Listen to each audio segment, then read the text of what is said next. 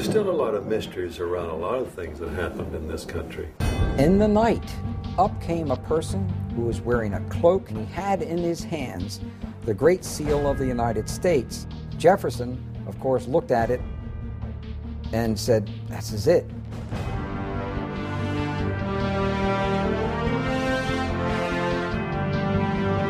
It's a very dangerous thing to reveal the truth, but we have to. Let's go back to really important individuals here. His name is Nicholas Roerich.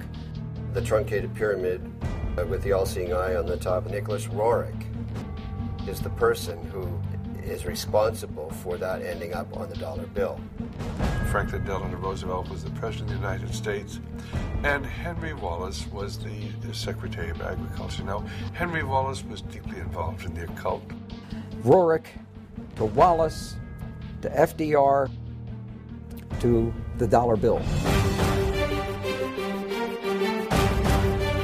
I was initiated into this very ancient order. Here we are at the Nicholas Roerich Museum. Do you really think it has anything to do with the Illuminati? The owl is the totem symbol of the Illuminati. Yes, because Roerich was the Illuminati. They all seem to have been Masons. His son was murdered. Those who normally get out, they're killed. Hexagrams are used during occult ceremonies when you're summoning up demons. Because we're dealing with Lucifer. And the all-seeing eye of God is one of the emblems that the Freemasons use. He said, "You're trying to say that Masonry is evil." I said, "It comes right out of the same pit of hell." Didn't win a lot of friends that day.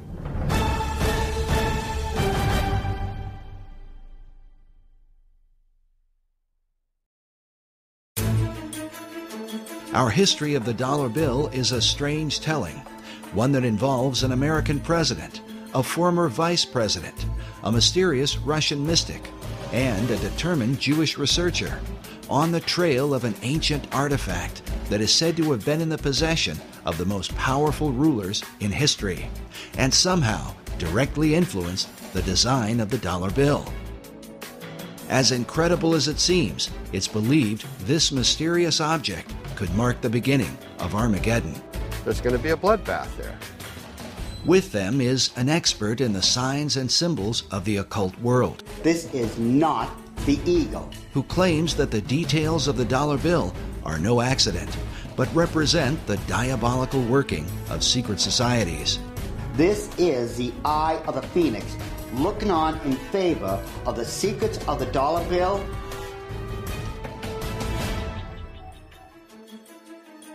Most debates about the design of the dollar bill usually involve the founding fathers of America, but it's important to remember that they only designed a Great Seal. There are many details to the dollar bill that go far beyond the seal itself. The Great Seal was developed through 3 committees, involving a total of 14 men. But in the end, the work was submitted in June of 1782 by essentially one man, Charles Thomson. What is little known is that while Thomson presented a preliminary sketch, his final design was submitted to Congress only in the form of a written description. Looking at the rough drawings Thomson put together with artist William Barton, it becomes clear that many of the specific details of the seal, as we know it today, were added later on.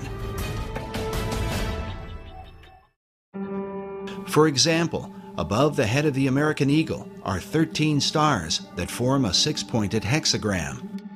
While Thomson's description called for the 13 stars, their hexagram formation was not part of his original description and is not present in the earliest realizations of the design.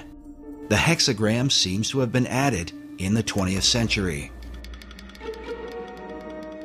The nature of the Great Seal is so mysterious that some believe that it came from a supernatural force. An account recorded by Dr. Robert Hieronymus in his book, Founding Fathers, Secret Societies, says that the Great Seal was given to Thomas Jefferson by a mysterious cloaked figure. I love that story. The Founding Fathers were trying to get the Great Seal of the United States designed. They needed to have a design for the Great Seal to represent our nation.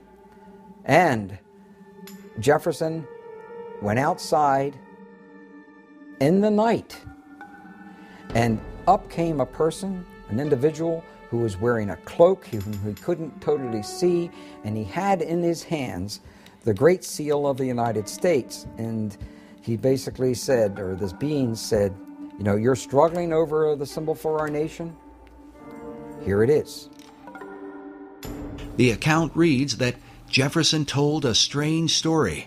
A man approached him wearing a black cloak that practically covered him, face and all, and told him that he, the strange visitor, knew they were trying to devise a seal, and that he had a design which was appropriate and meaningful. Jefferson, of course, looked at it, according to this story, and said, this is it. This is it. He knew it was it, and it was right. So he supposedly came running back into whatever, whether it was a tent or whatever it was, and he showed it to other individuals, and he told them about, they met this person outside. Of course, they went outside to go to find the guy, and he's gone. So supposedly we'll never find out who designed the Great Seal of the United States. While Dr. Hieronymus admits that he is skeptical about such stories, there are others who claim to believe them to this day. Perhaps it has something to do with John Adams, who was on the first seal committee with Thomas Jefferson. According to the written account, John Adams was there when this bizarre event took place. Oddly enough, the Adams Memorial in Washington, D.C. is adorned with this mysterious cloaked figure. Perhaps it's just a coincidence. The first historical account of the Great Seal's design was written by a 19th century American Army officer named Charles A.L. Totten. In his book on the secret symbols of the dollar bill, Masonic author David Oveson writes that Totten equated the birth of the United States with the beginnings of what he called the New Atlantis, a title given to a work by Sir Francis Bacon, one of the mysterious financial backers of the Virginia colony. Oveson goes on to write that the Great Seal and the dollar bill represent the most extraordinary example in history of the public evolution of a magical design.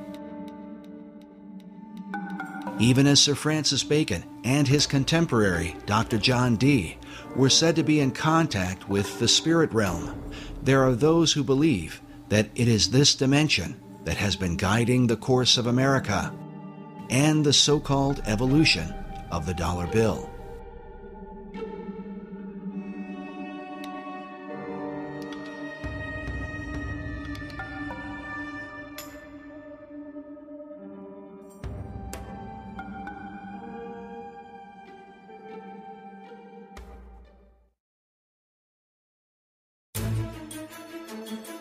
Debates have gone on for years about the secret symbolism of the Great Seal of the United States, whether or not these symbols represent secret societies, or if they are what the White House and the U.S. Congress currently tell us, symbols of divine providence, of stability, and the patriotism of America. What the Founding Fathers intended as they designed and ultimately approved of the Great Seal remains mostly a mystery. There's still a lot of mysteries around a lot of things that happened in this country. It's not in our history books. There can be no doubt that those things hidden in the shadows of the last 2 centuries are not easily brought to light. But when one comes into the modern era, into the age of photography, film, and the advanced practices of mass media, it becomes a bit easier to document world events and the intentions of those who have helped to shape them. In the late 19th century, Harvard professor Charles Eliot Norton referred to the Great Seal as a dull emblem of the Masonic fraternity. This idea was furthered by occult philosopher Manly P. Hall in the early part of the 20th century. Hall not only believed that the Great Seal was Masonic, but that it was created through the collective consciousness of the occult societies and represented the secret destiny that they had in mind for America. I'd say that he saw the secret destiny of America as the beginning of a world democracy, and that this was a kind of an experiment in democracy that had been envisioned for thousands of years before. So he saw this much like Francis Bacon envisioned what he called the New Atlantis. In 1926, Hall began publishing a newspaper called The All-Seeing Eye, dedicated to his occult views of philosophy. It was during Hall's era that the all-seeing eye of the Great Seal would be taken out of obscurity and placed on the back of the dollar bill by President Franklin D. Roosevelt in 1935. This might all be seen as just a coincidence, if not for the fact that FDR seemed to be familiar with Hall's teachings on the occult.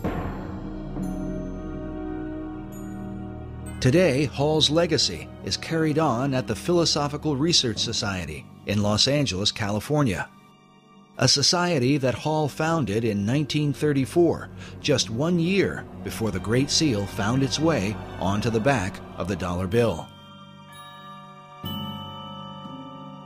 The current president of Hall Society is Dr. Obadiah Harris, shown here in what is called the Wisdom Library at PRS. According to their website, the library is made up of writings that deal with divination, tarot cards, Kabbalah, alchemy, astrology, metaphysics, Buddhism, theosophy, and secret societies. And wisdom literature is about relationships not only to each other, but to nature, to the universe. That's what this library is. This library is a library about the wisdom that is in nature and in relationships, and how it is that you can tap into that wisdom in any culture. It all overlaps. And Mr. Hall felt like that was really the future for the human race.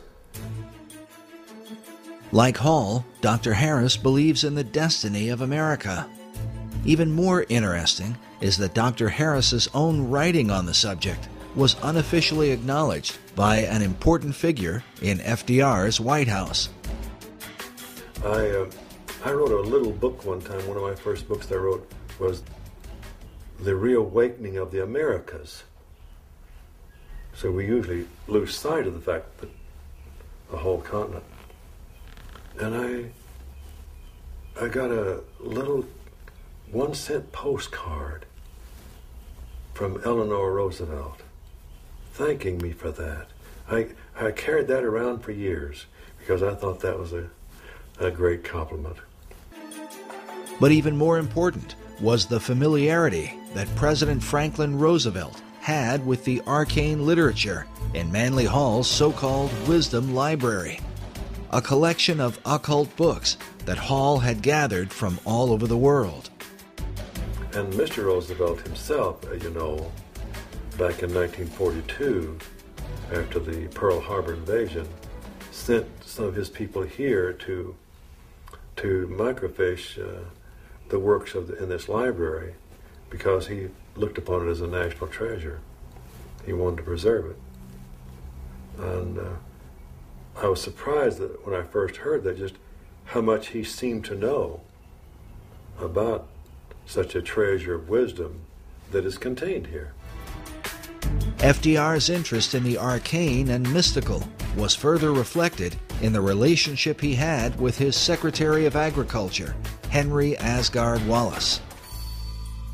And so it was then in 1935 when Franklin Delano Roosevelt was the President of the United States, and Henry Wallace was the Secretary of Agriculture. Now, Henry Wallace was deeply involved in the occult. Wallace's interest in mysticism was well known in circles around Washington, D.C., but it was something that would eventually damage his career in American politics. H.L. Mencken dubbed Wallace the Swami, while it was also said of him that he was the only cabinet member who dabbled in the occult and who could cast a horoscope. In spite of all this, FDR ardently defended him. According to one account, when one of FDR's close advisors worried that many people considered Wallace a mystic, Roosevelt snapped, "He's not a mystic, he's a philosopher. He's got ideas, he thinks right, he'll help people think." But the question was, who was helping Wallace think? This question has been deemed critical because it was Henry Wallace who suggested to FDR that the Great Seal be placed on the back of the dollar bill. But why? Well, it has a lot to do. Let's go back to really important individuals here. His name is Nicholas Roerich.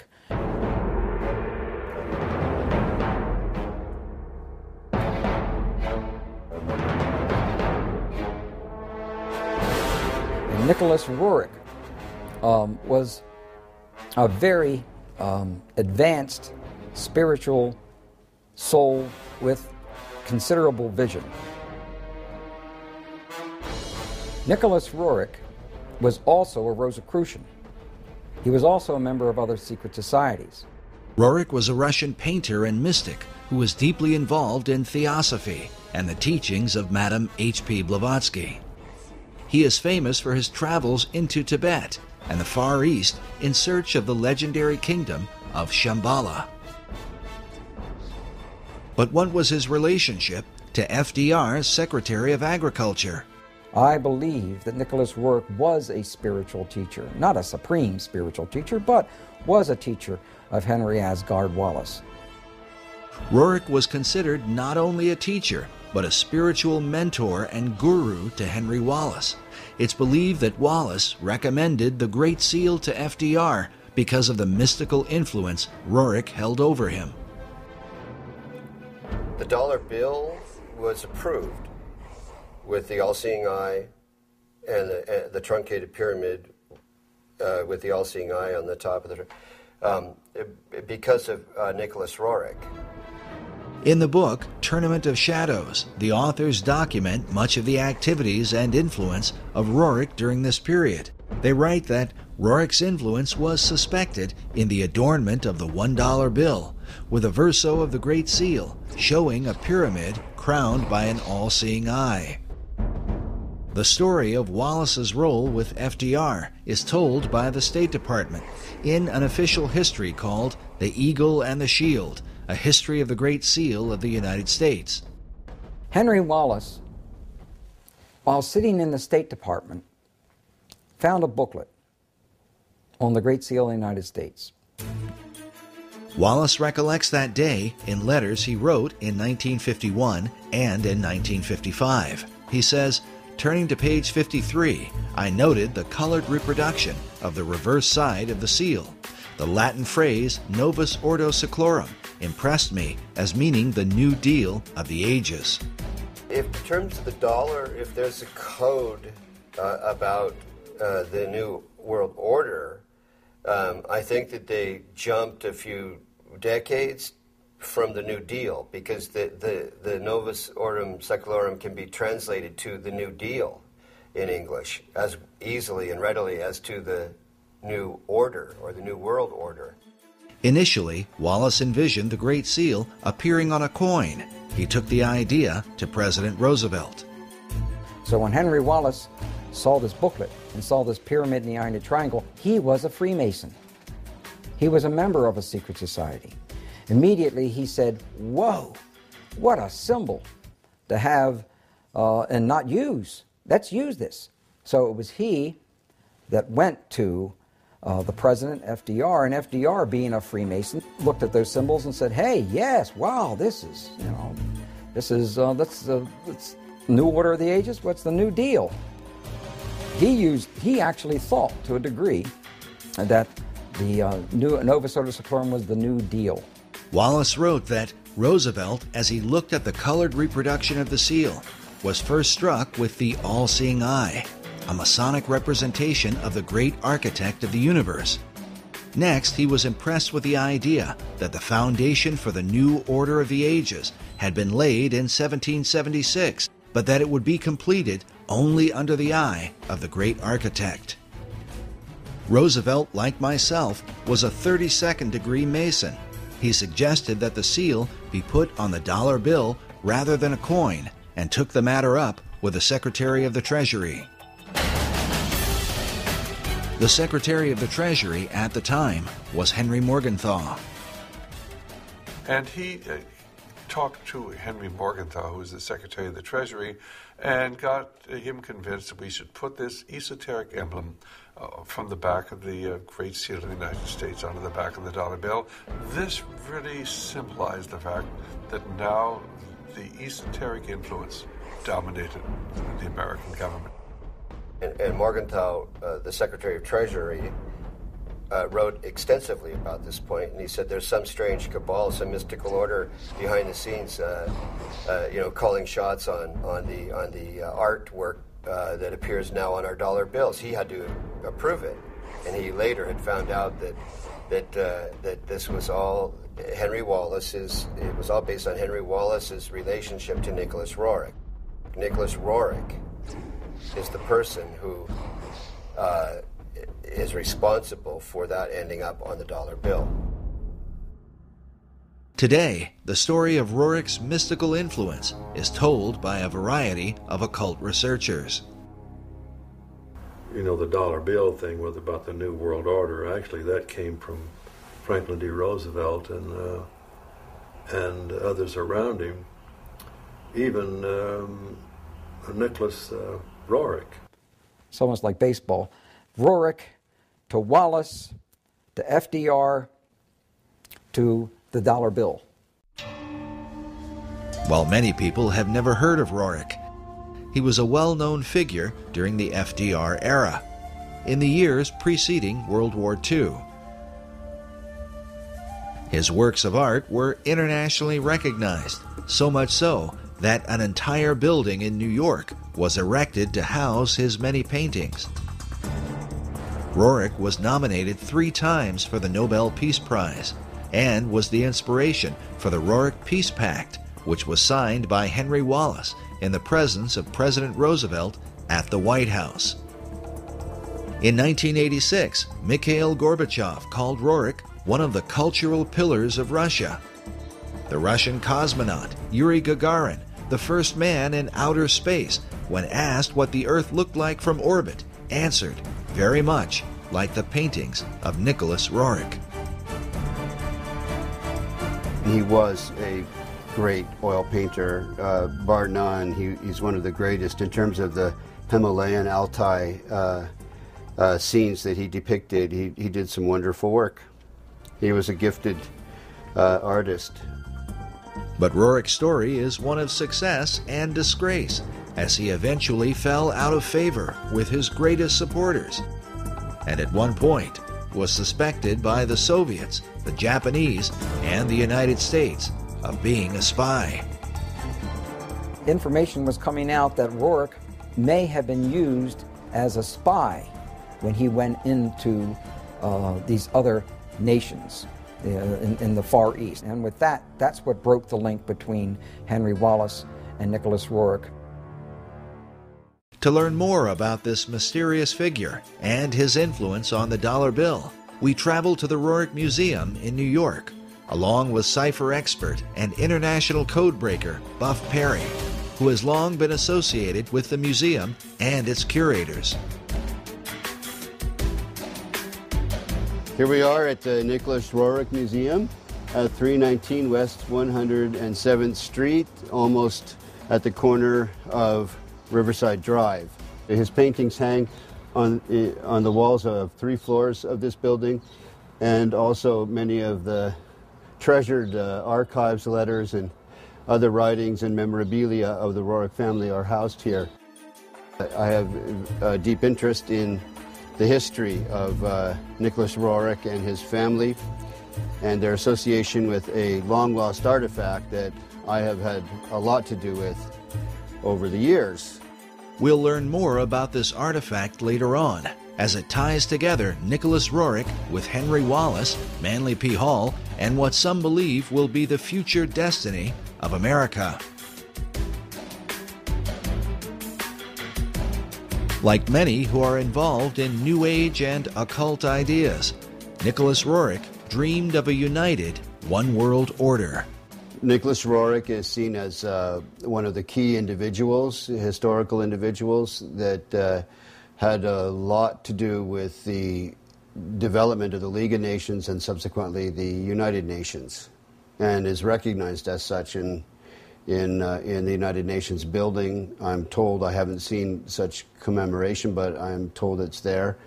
And the history of the United Nations is often characterized in association with Nicholas Roerich's global peace efforts.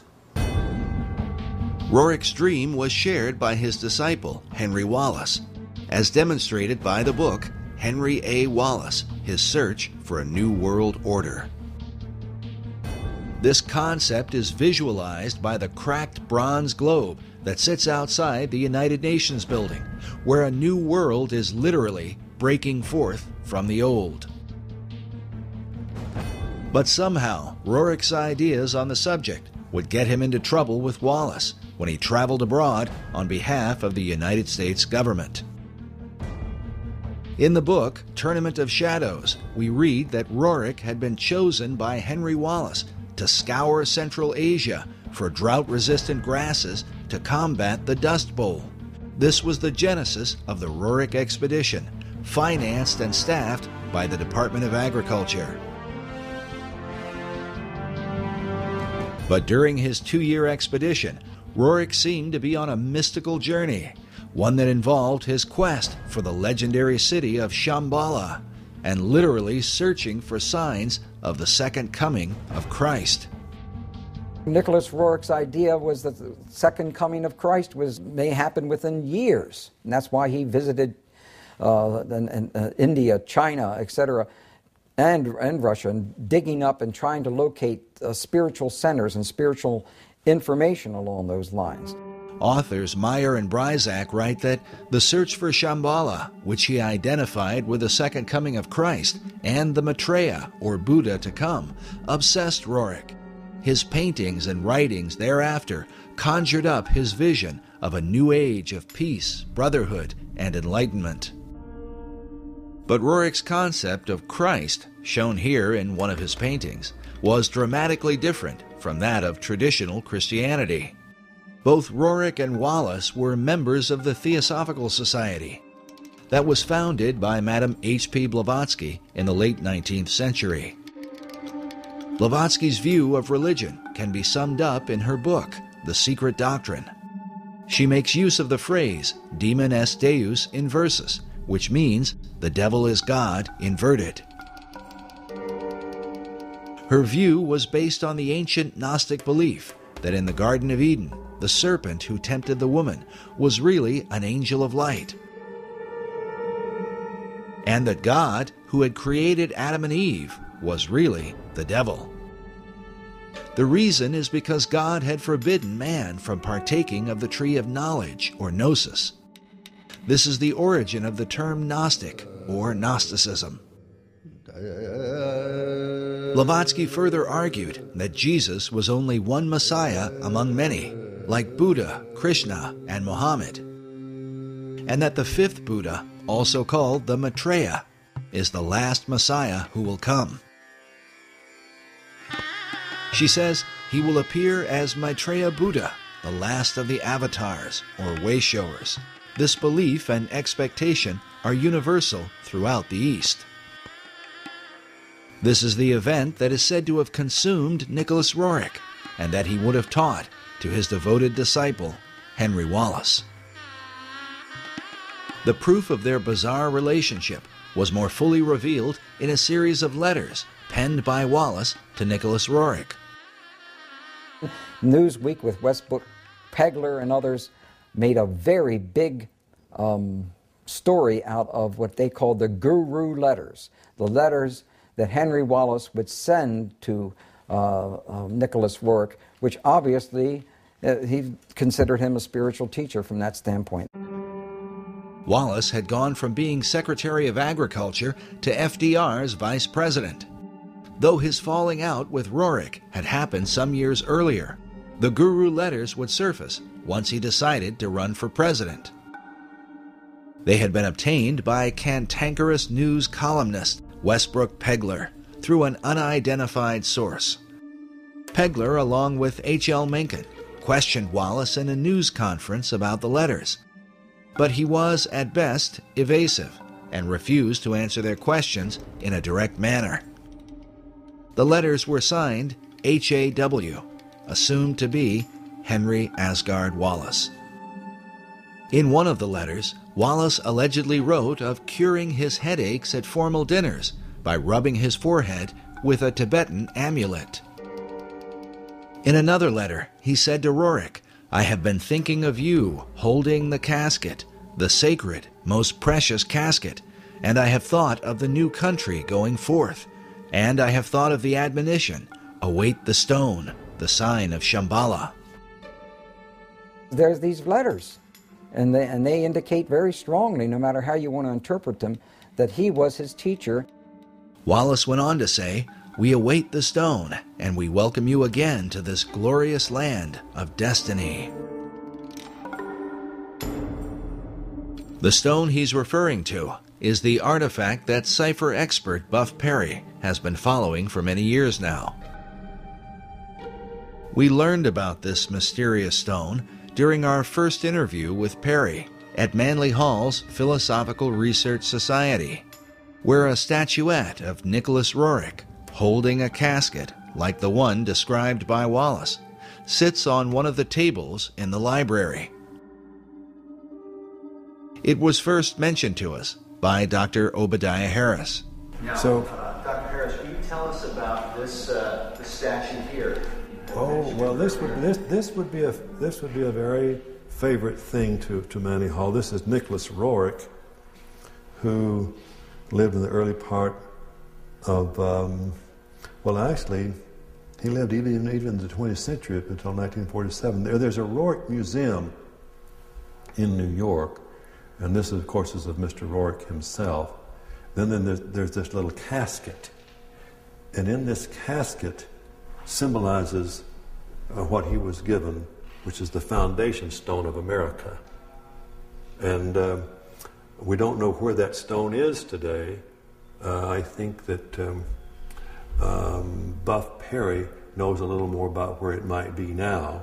We then asked Buff Perry to explain the stone in relation to the statue of Nicholas Roerich. The statue is based on a painting his wife Helena painted of him. The casket he's holding with a cloth fabric, a kind of sacred, appearing to be Tibetan cloth fabric over it, is a casket that contains a stone that variously has been called the Chintamani in Sanskrit, meaning the stone of wisdom, the Bethel or Bethel stone, which was Jacob's pillow stone, that you read about in Torah in the Old Testament, which became known as a Bethel stone, because it was used at the location of what became the town of Bethel, so Bethel. So this stone has an incredible history to it that has only recently really surfaced in terms of how it ended up in the hands of Nicholas Roerich, where it came from. There can be no question that this stone in the casket consumed Roerich through the latter part of his life. His paintings are filled with the repeated imagery of it. And here you have a man delivering that casket up again. It appears in, it seems like almost all of Roerich's paintings. These are supposed to be his family and ascendant masters carrying the Rothenberg casket in which that stone was kept. Roerich called the stone the treasure of the world. Even his wife, Helena, is pictured in this portrait, which hangs in the Roerich Museum, with the casket resting next to her, something she and her husband had received under mysterious circumstances in 1923. Everything changed once they received this. But why would this artifact be of interest to FDR's Vice President, Henry Wallace? And how could it relate to the design of the Great Seal on the dollar bill? As Buff mentioned earlier, the stone is said to be the pillow stone of Jacob, upon which he had his dream of a ladder that stretched from earth to heaven, with the angels of God ascending and descending on it. The ladder itself is a recurring symbol in secret societies, especially Freemasonry. Master Mason Albert Pike wrote extensively of Jacob's ladder in his book Morals and Dogma, and even suggests that Jacob's ladder may in fact have been a pyramid.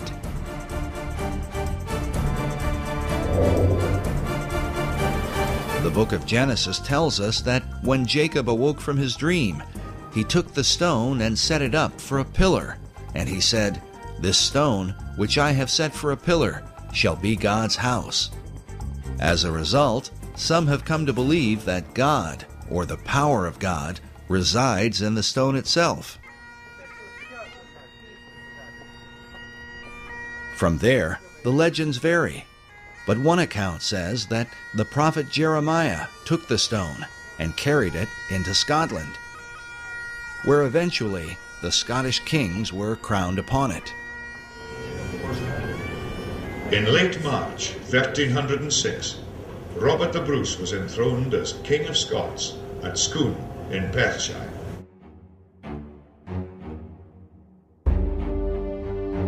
An old Scottish poem says, "Except old seers do feign, and wizard wits be blind, the Scots in place must reign, where they this stone shall find." Eventually, the stone was kept at Scone Palace and was hence called the Stone of Scone. To this day, the Scots also call it the Stone of Destiny. In the year 1296, King Edward I of England captured the stone, and it was taken to Westminster Abbey for the crowning of English monarchs. In this picture, you can see the stone itself in the compartment beneath the coronation chair, a chair that was specifically built to house the Stone of Destiny. The last monarch to be crowned upon it was Queen Elizabeth II in 1953.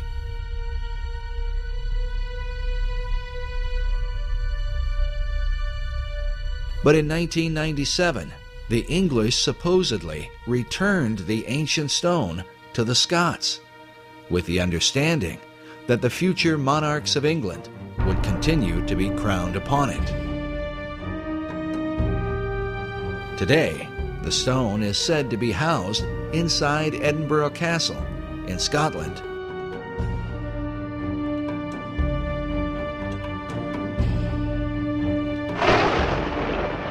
There is even a self-guided tour where visitors can view the Stone of Destiny along with the honors of Scotland, the crown jewels of Scottish royalty. According to the tour guide we spoke with while there, this is the legendary stone. But if this is true, then how could the stone have ended up inside a casket in the hands of Nicholas Roerich?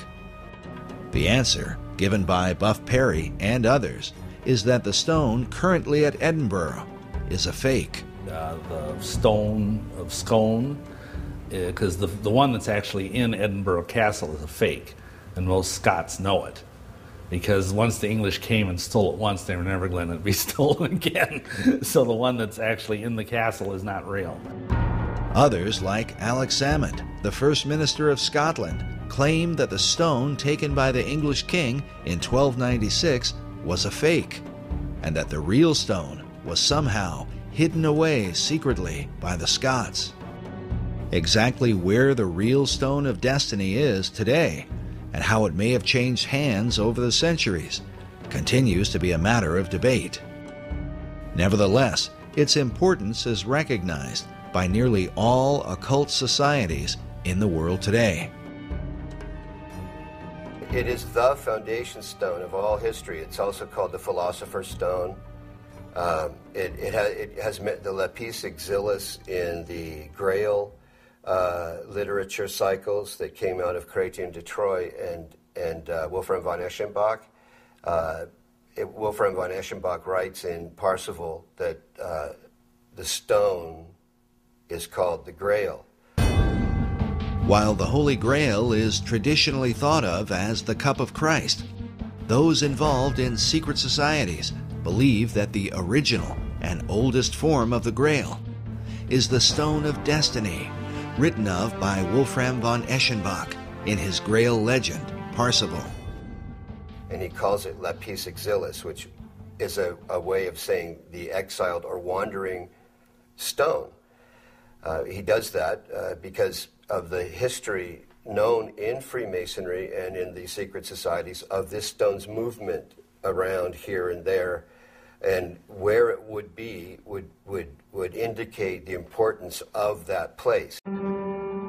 The stone, mentioned in Eschenbach's Grail legend, is a green stone that some believe is similar to a type of meteorite known as moldavite.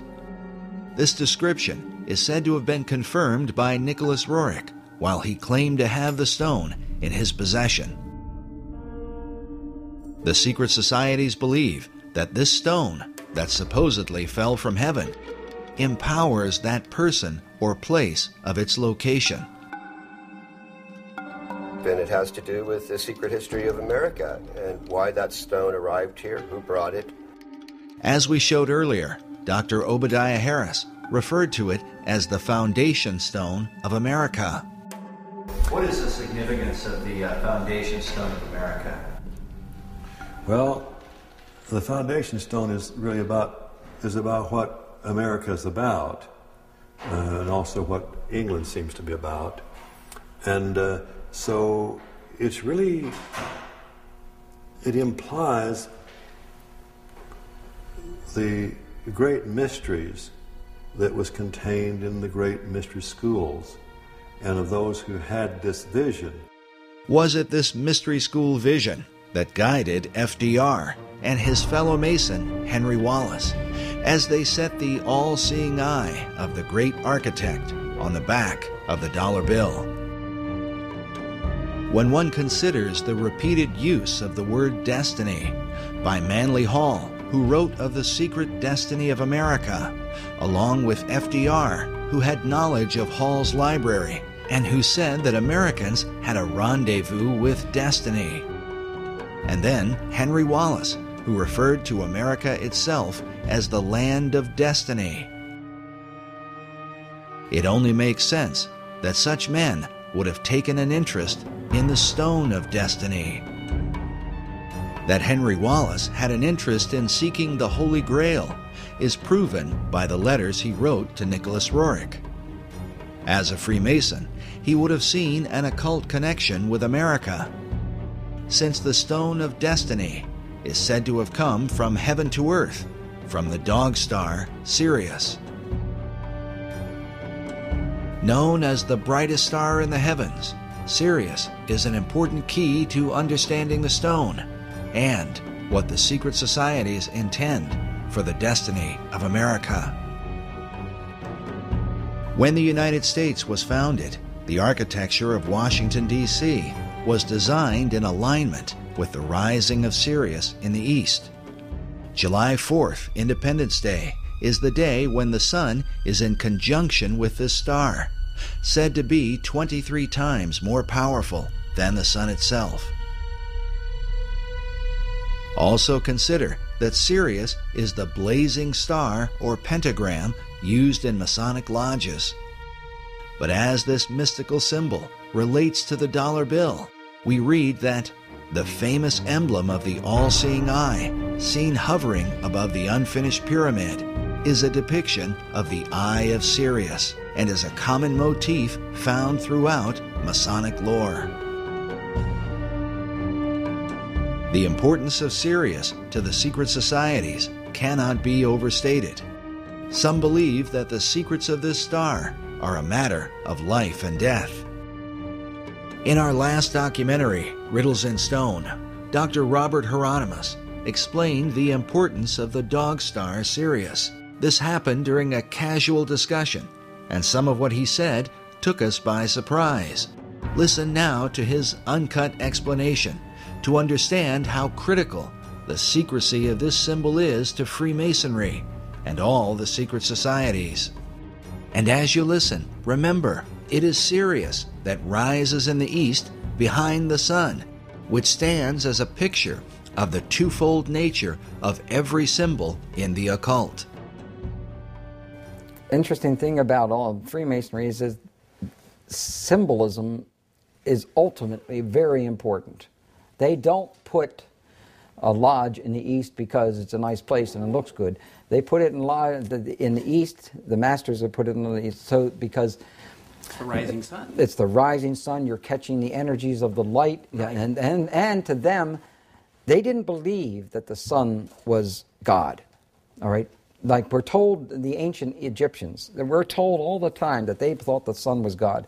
Well, to simplify it, do I have time to tell them this part? Yeah. Oh, yeah. Okay. All right. As with all secret societies, you have levels, and if you're on the lower levels, you don't even know they're upper levels. They don't even tell you.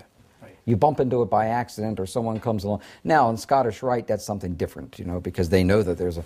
But before then, and basically secret societies, such as let's go to ancient Egypt.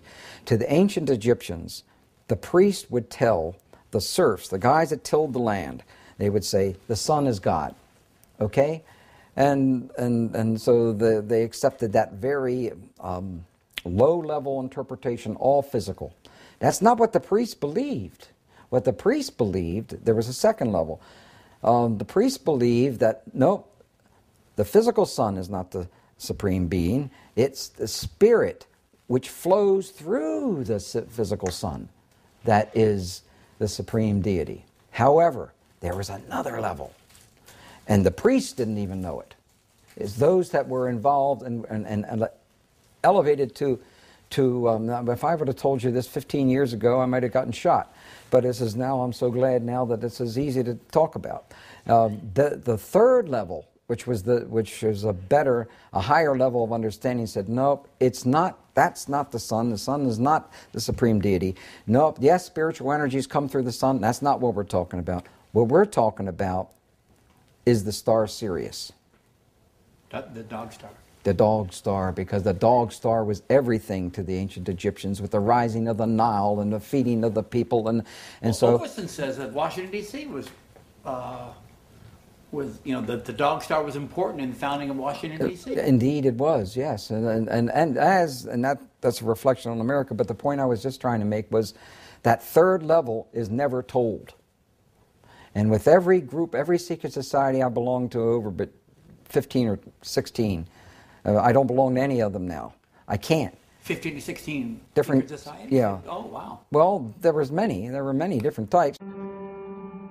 While Dr. Hieronymus's claims of belonging to more than a dozen secret societies might sound incredible, it is important to remember that he is the most highly recognized authority on the history of the Great Seal. Eye in a triangle in the pyramid. And he is closely associated with the leading Masonic apologist in America, Dr. S. Brent Morris. Now, Bob Hieronymus, Dr. Bob, is the expert on the Great Seal. Because of this, we believe the insights of Dr. Hieronymus not only into the Great Seal, but also on the importance of the dog star Sirius to secret societies becomes that much more significant. Listen again to what he says about Sirius when we make mention of the book on the secret design of Washington, D.C. by Masonic author David Oveson. And so Oveson says that Washington, D.C. was the dog star was important in the founding of Washington, D.C. Indeed, it was, yes, that's a reflection on America. That's a reflection on America. How is Sirius a reflection on America, according to the secret societies? And is it just a coincidence that the Stone of Destiny, awaited by an American vice president and supposedly in the possession of his guru, is said to have come from this blazing star? In the occult, this stone is not only a type of the Holy Grail, but seems to be a symbol for the secrets of Masonry as understood by Henry Wallace. In his book, The Occult Conspiracy, Michael Howard says of Wallace that the Secretary of Agriculture was well versed in occult knowledge. In a letter to his Russian guru, he stated, "The search, whether it be for the lost word of Masonry, or the Holy Chalice, or the potentialities of the age to come, is the one supremely worthwhile objective. So may we strive for the chalice and the flame above it." Howard says the chalice he refers to is the Holy Grail, regarded by the Rosicrucians as a feminine symbol for perfection, and the age to come is the dawning of the Aquarian Age. The concept of the flaming chalice is another repeated theme in the paintings of Nicholas Roerich. And you can see this entity holding the chalice, and there's a flame coming up from the middle of the cup part of the chalice. This is a painting of Prophet Muhammad, and interestingly, he's viewing a specter of a person of some sort or other who's bearing in the heart area the chalice that's burning the flame. That's consistent with Zoroastrian motifs as well as Agni Yoga. But when I was in Isfahan, for example, and in Tehran, I visited the Zoroastrian temples, and those chalices that bear the flames are as big as I am. And I'm sure that Nicholas Roerich had the occasion to see those chalices in the Zoroastrian temples in his journeys through the East and the Near East. But this is definitely Muhammad. He's named it Muhammad the Prophet. But for some interesting reason, Muhammad is viewing some kind of spiritual entity with that fire-bearing chalice in the heart zone.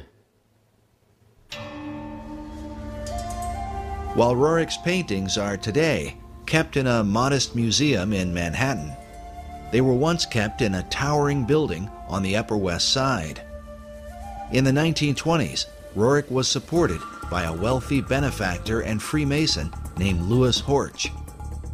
Like Wallace, Horch considered Roerich to be his guru and financed the construction of a massive building to honor him. It was called the Master Building. During this era, Roerich designed what he called a peace banner that went along with the Roerich Peace Pact that had been signed by Henry Wallace. The symbol was simply 3 circles in a triangle formation. This symbol can be seen even today, engraved on the black cornerstone of the Master Building.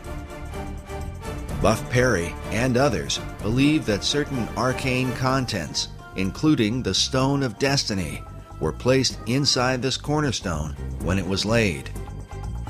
This is the seal over the cornerstone of the Master Building that is at the corner of 103rd and Riverside Drive. And here you see 1929 and the 3 circles with an M and then an R beneath it. And I believe that means Master Roerich, meaning master building in effect. He was like an edifice to people at that time. So the idea of the Master Building was the idea that Roerich himself was the master, is that Absolutely, correct? Absolutely. The whole building was built for him, for his use, in his honor and in his name. And it was to be used as a place where there would be art galleries, art studios. Great writers of the past lived there. Joseph Campbell was there? Joseph Campbell lived there for a period of time. Joseph Campbell was a highly regarded esoteric who wrote about the power of myth. His works are still celebrated by the Theosophical Society to this day. Another 20th century luminary who frequented the Master Building was Manly P. Hall. Hall was clearly interested in Roerich, and in his books wrote about the symbolism of the stone that is called the Grail. And we don't know where that stone is today. I think that Buff Perry knows a little more about where it might be now, but some believe it's in the foundation stone of the Roerich Building, the Roerich Museum, there in New York.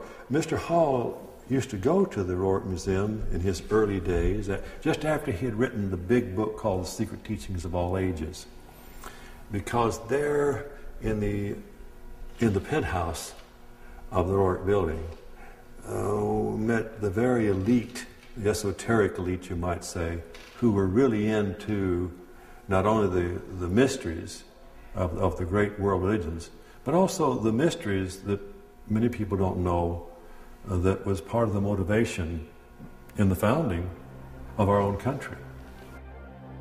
While the Master Building today is used mainly for apartment living, the penthouse, located in the upper levels, is still there. Is it possible that Henry Wallace could have been one of those esoteric elite who met there with men like Manly Hall? There is at least one record of his meeting with Nicholas Roerich at the Master Building. American Heritage reports that Wallace visited the museum and was thrilled beyond measure to receive a brief audience with Roerich. He found the artist's appearance, demeanor, and plans to promote culture and peace extremely impressive. He admired Roerich's paintings because he said they gave him a smooth feeling inside.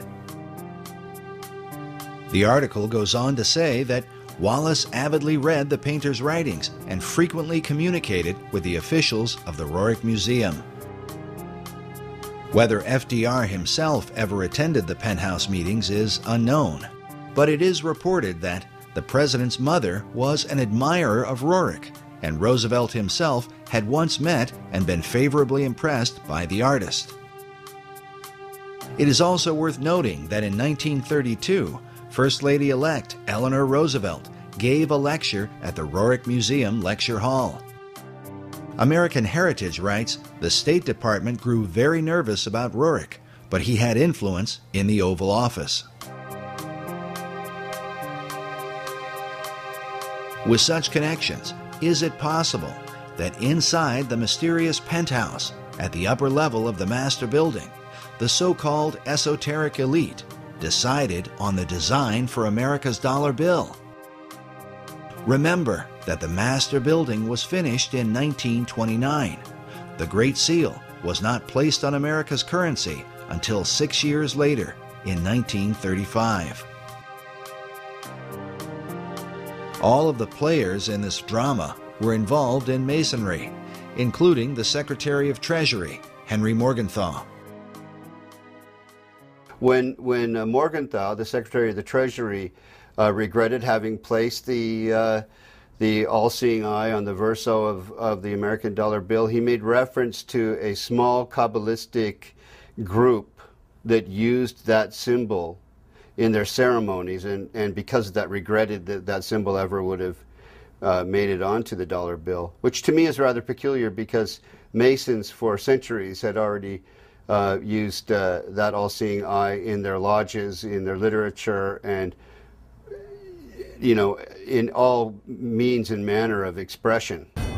Perry's suggestion is that while Morgenthau, as a Mason, might not object to a Masonic symbol, he was concerned about the influence of what appeared to be a personality cult surrounding Nicholas Roerich. He was a little embarrassed that perhaps all of the information got out, that Nicholas Roerich, the guru, would have been instrumental in seeing to it that that symbol ended up on the dollar bill. We took a trip to the Master Building and met with the building's historiographer, Mildred Spicer. She lives inside one of the apartments with a view through the right-angled windows that are famous for being the first of their kind. Whether or not they were intended to represent the Pythagorean right triangle, a favorite symbol among Masons, is for the viewer to decide.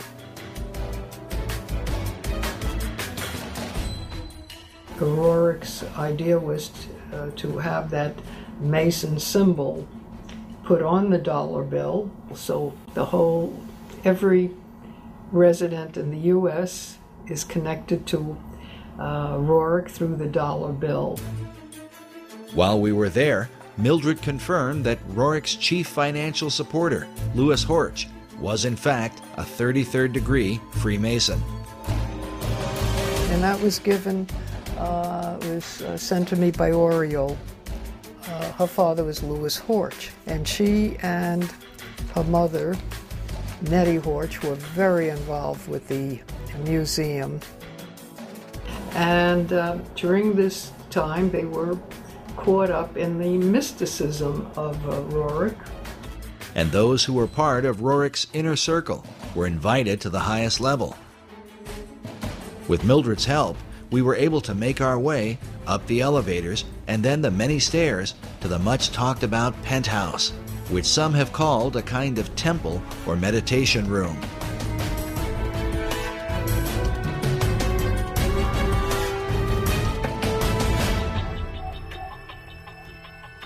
There, is that where they had their meditation? No, meditation was right back of you.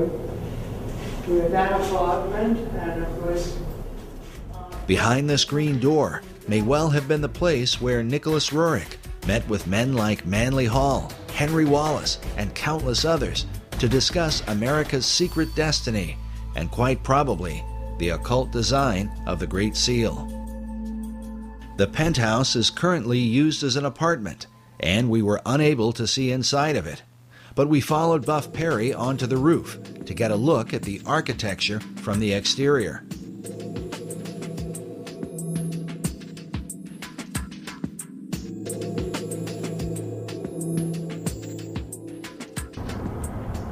We're at the very top of the master building, and behind you is the river, and in front of you is the outside walling of the meditation room or temple or whatever one wants to call it, the chapel that Roerich had constructed for his private spiritual purposes.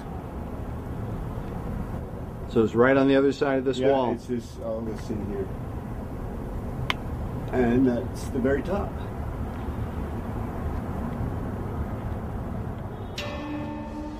The staggered layers at the top of the penthouse seem to bear some resemblance to one of Roerich's paintings titled Arhat. In Buddhism, Arhat is the highest level of enlightenment, said to be the ultimate goal of nirvana. In Roerich's painting, notice the image of the Buddhist figure sitting inside the staggered stones, perhaps a symbol for the enlightened esoteric elite in the meditation room.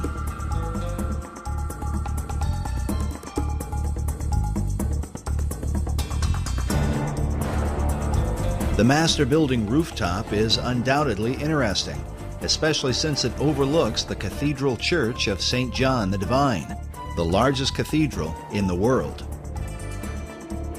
where many of the occult concepts of America all seem to come together. What's interesting is that much of the cathedral was being built during FDR's administration. On the outside, there is a cross before what is called the Rose Window, an obvious symbol of Rosicrucianism. Inside the cathedral, we find praying saints alongside lurking demons. An image of what looks like a Zoroastrian Maitreya hangs upon a cross at the altar. Meanwhile, an upside-down cross is seen in one of the alcoves, serving as a monument to September 11th. Elsewhere, a phoenix bird is carved beneath the pulpit. A carving of George Washington is found next to that of William Shakespeare. And on the floor is the seal of St. Albans.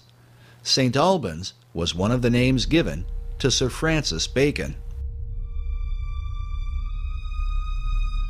And in the midst of it, we find obvious imagery pertaining to the Holy Grail.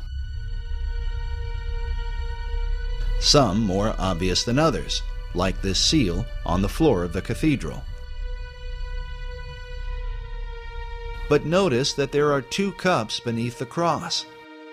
Could this be suggestive of the two grail concept put forth by Wolfram von Eschenbach and others, who believe that the grail is both the cup of Christ and the stone of destiny? It is worth noting that grail legends were of great importance during the time of FDR and the whole World War II generation.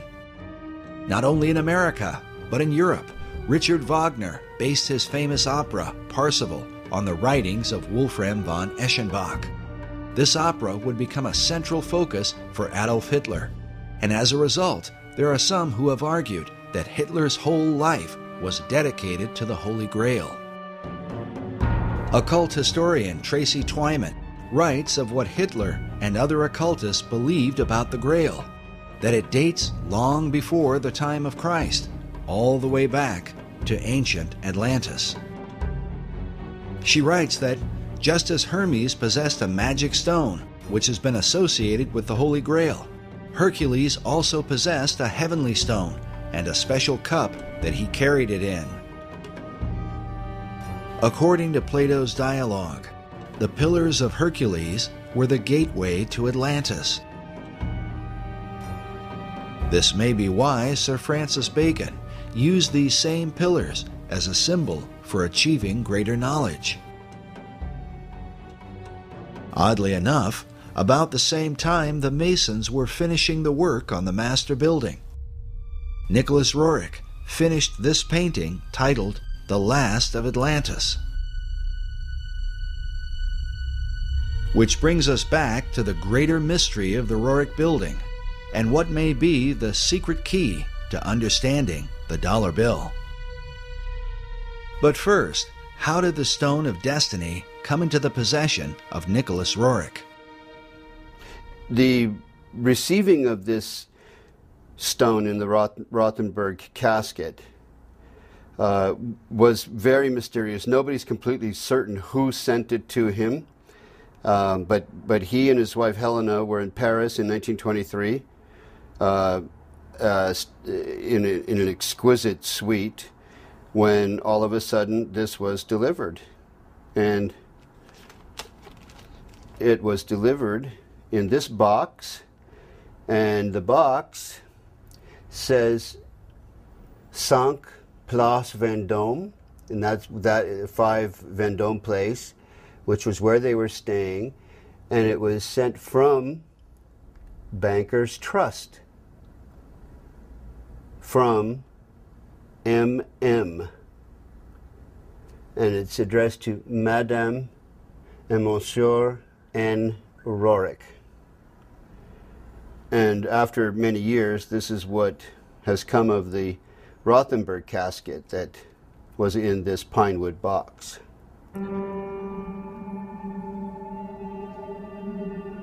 But why would this artifact have been delivered to Nicholas Roerich? And could it have really ended up inside the cornerstone of the master building, as Buff Perry and others believe? When it was mysteriously delivered to Nicholas Roerich in 1923, he carries it around. He ends up going to India with it.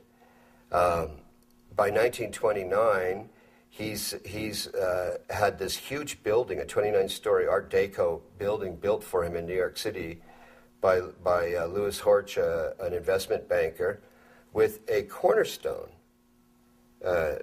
prepared to have this sacred casket bearing the stone and other artifacts sent from India, because he's now taking it in 1923 from Paris to India, and placed in the cornerstone for posterity.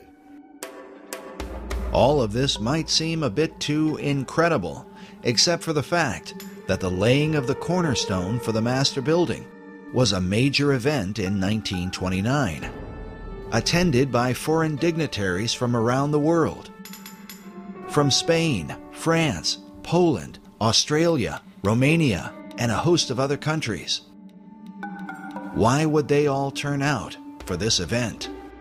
This 1929 event is very important. Albert Einstein sent a tribute, which I have a copy of, to the construction of the building, to the meaning of Nicholas Roerich, who he was, what he was doing for humanity, and why the laying of this cornerstone was so important.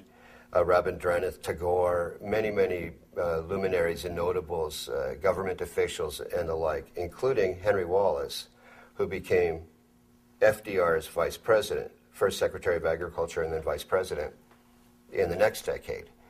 And that becomes very intriguing, what all the connectedness is in terms of FDR, Freemasonry, and the stone. Just as Freemasons were involved with the designing of the dollar bill, they were also involved in the construction of the Master Building. As noted earlier, the Master Building was financed by Louis Horch, who was appointed to a number of government offices during FDR's administration. In fact, he was placed in charge of the Department of Commerce by his fellow Freemason and Roerich disciple, Henry Wallace.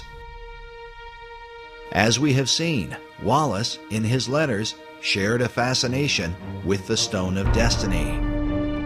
And so the stone today is in this building? The stone is in this casket, said to be in this casket. The reports I have received from the Roerich Museum would have that stone in this Rajput casket in the cornerstone of the Master Building. The interest of men like Albert Einstein, Henry Wallace, and not to mention all the foreign dignitaries becomes quite intriguing when one considers the full contents of the casket that was said to be placed inside the cornerstone. I'm familiar with the ingredients of the Rajput casket by having read letters from Zina Fosdick and her own notebook entries, and also because Aida Tolskaya herself, one of the co-curators of the Roerich Museum, wrote out what Zina Fosdick had stated they had placed in the Rajput casket in Darjeeling before it was delivered to the city of New York to be placed in the cornerstone. As Buff Perry explained, the letter that describes the contents of the casket comes from Zina Fosdick, a longtime devoted disciple of Nicholas Roerich, who would later become the director of the Roerich Museum. The museum photo collection is filled with images of Fosdick alongside Roerich while they were in Darjeeling, India, where the casket was prepared. As such, it stands to reason that she would have known the details of what they put inside. The letter's written by Zina Fosdick, and it was actually an entry in her diary. And what's written here is an accounting of all of the ingredients that are in the Rajput casket that was prepared in Darjeeling, India, in 1928 to be delivered to New York, to Manhattan, and to be placed in the cornerstone of the Master Building. There are a lot of interesting things that were placed in the Rajput casket. For example, an image of Maitreya printed on Tibetan paper. As we showed earlier, in the occult belief, the Maitreya is said to be the last Messiah that will come. The Maitreya is seen as the final deliverer and incarnation in the Buddhist tradition. Again, he's also Kalki in the Hindu tradition, the 10th incarnation of Vishnu. Vishnu is the great god of Hinduism. So they're not mixing up Jesus with Maitreya, but they are seeing Maitreya as a messianic figure, a world Messiah who would answer all of the expectations of all the world religions at one time.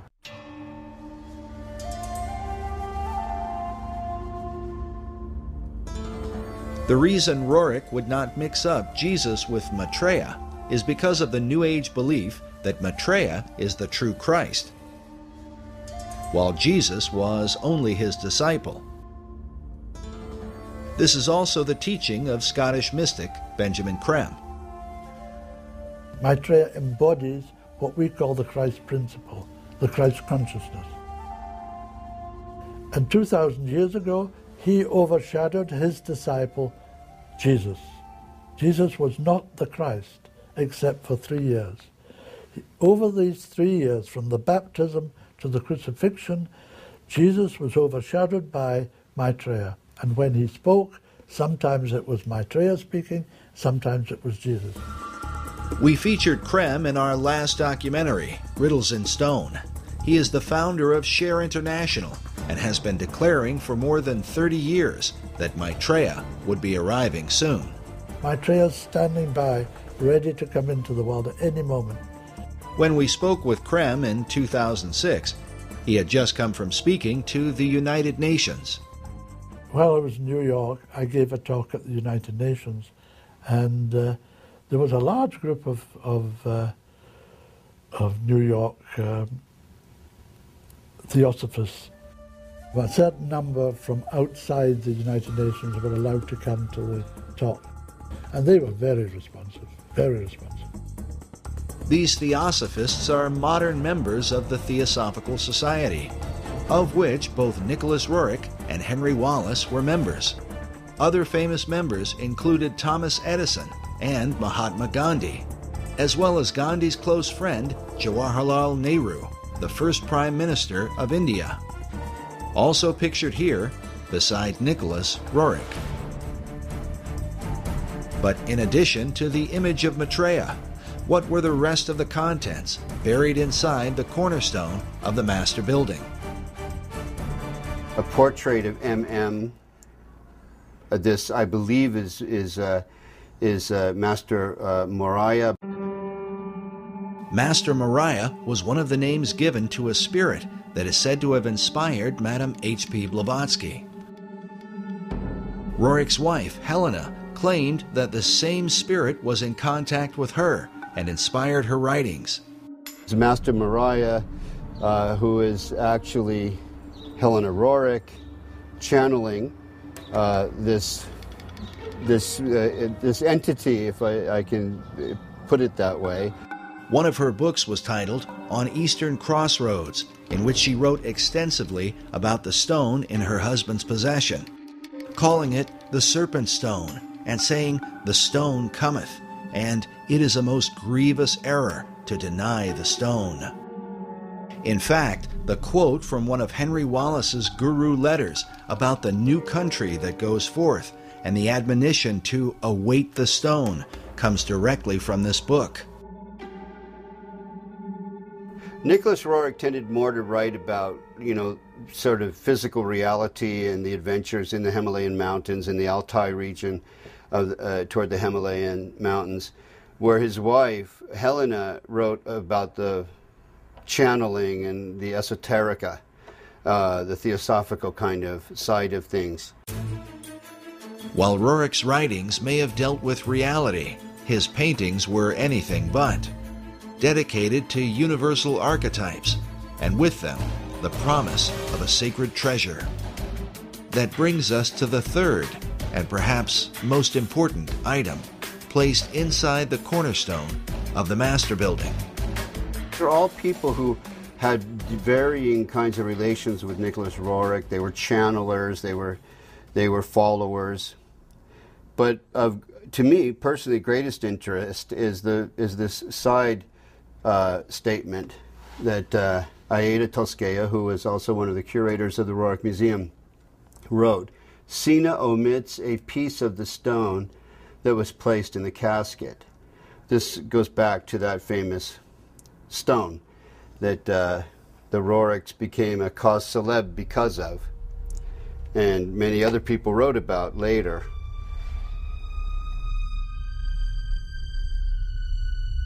Everything changed once they received this. The 1924 marked a whole new direction for them all, and this came about, I think, this is 1924. You'll see the casket here is the same casket there.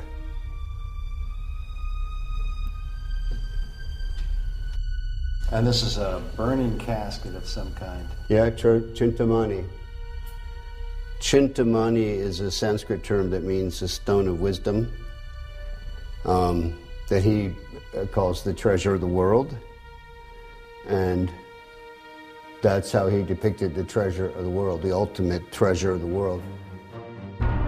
It seems only appropriate that this treasure hunt would take us back to Manly Hall's society in Los Angeles, and in particular to one of the graduates there from the University of Philosophical Research, a Freemason named Gavin Wentz.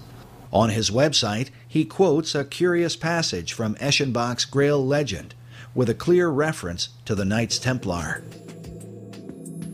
The passage reads, "Wherever these Templars receive victory or defeat, I will tell you by what they live. They live with a stone. If you do not know it by name, I will name it for you. It is called Lapsit Exilis. The stone is also called the Grail." Eschenbach's reference to the Knights Templar is curious. During the same period that he wrote his Grail legend, the Templar Church of Garway, England was built. Inside, we find mysterious symbols carved above what appears to be the outline of a man. These carvings are said to be a depiction of the Holy Grail, the chalice shown here. In the midst of it is a traditional Catholic host with a cross in the center. But inside the chalice, just beneath the host, is what appears to be a truncated pyramid. Which brings us back to Gavin Wentz, who produced an award-winning documentary which he titled Lapis Exilis, based on a variant spelling of the Grail name given by von Eschenbach. This slight alteration to the original name had been recorded in the diary of Nicholas Roerich.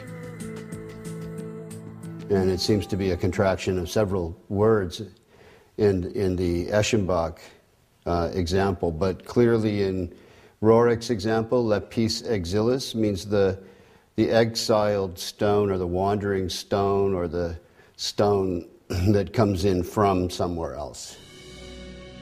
The word lapis is simply Latin for the stone. But how was this stone envisioned by Roerich and his disciple Henry Wallace? Roerich described the stone as a type of moldavite, the meteoric stone of green or emerald color.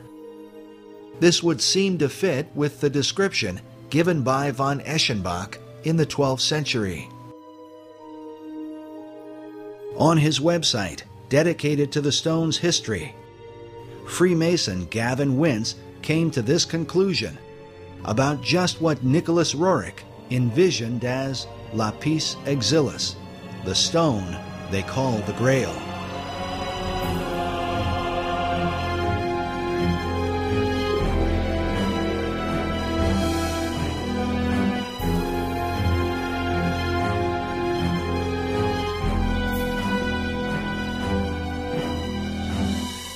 Is it really possible that Roerich, Wallace, and even FDR believed the Great Seal was a representation of the Holy Grail?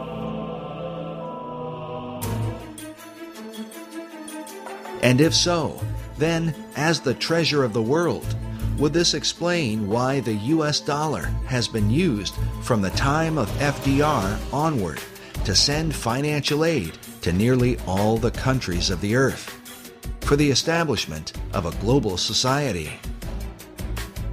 During his 2008 presidential campaign, Barack Obama was criticized for wanting to spread the wealth. But in reality, the redistribution of wealth, a socialist tenet, is a practice that the United States has engaged in at a global level for more than half a century, beginning in the aftermath of World War II. We want peace and prosperity for the world as a whole. The United States now is conducting a new kind of foreign aid program. Aid not for destroyed industrial nations, but for developing countries with limited knowledge of modern technology. Many are just emerging from colonial status. American aid seeks to lay the foundations for industrial and agricultural growth. It is motivated by the humanitarian ideals of the American people and cold. But now that the economy of the American people has taken a turn, and it seems that the dollar is declining fast, how could this fit in to the plan of the secret societies? Consider that when the shock waves of the American stock market shook the world, France and China called for a global currency and a new world order. Which brings us to the other half of the dollar bill's design, the American eagle, that some believe represents the mythical phoenix, a bird that is said to destroy itself by fire. But according to Wolfram von Eschenbach, the power of the phoenix lies in the stone of destiny. In Parsifal, he writes, "By virtue of this stone, the phoenix is burned to ashes, in which she is reborn. Thus does the phoenix molt her feathers, after which she shines dazzling and bright, and as lovely as before."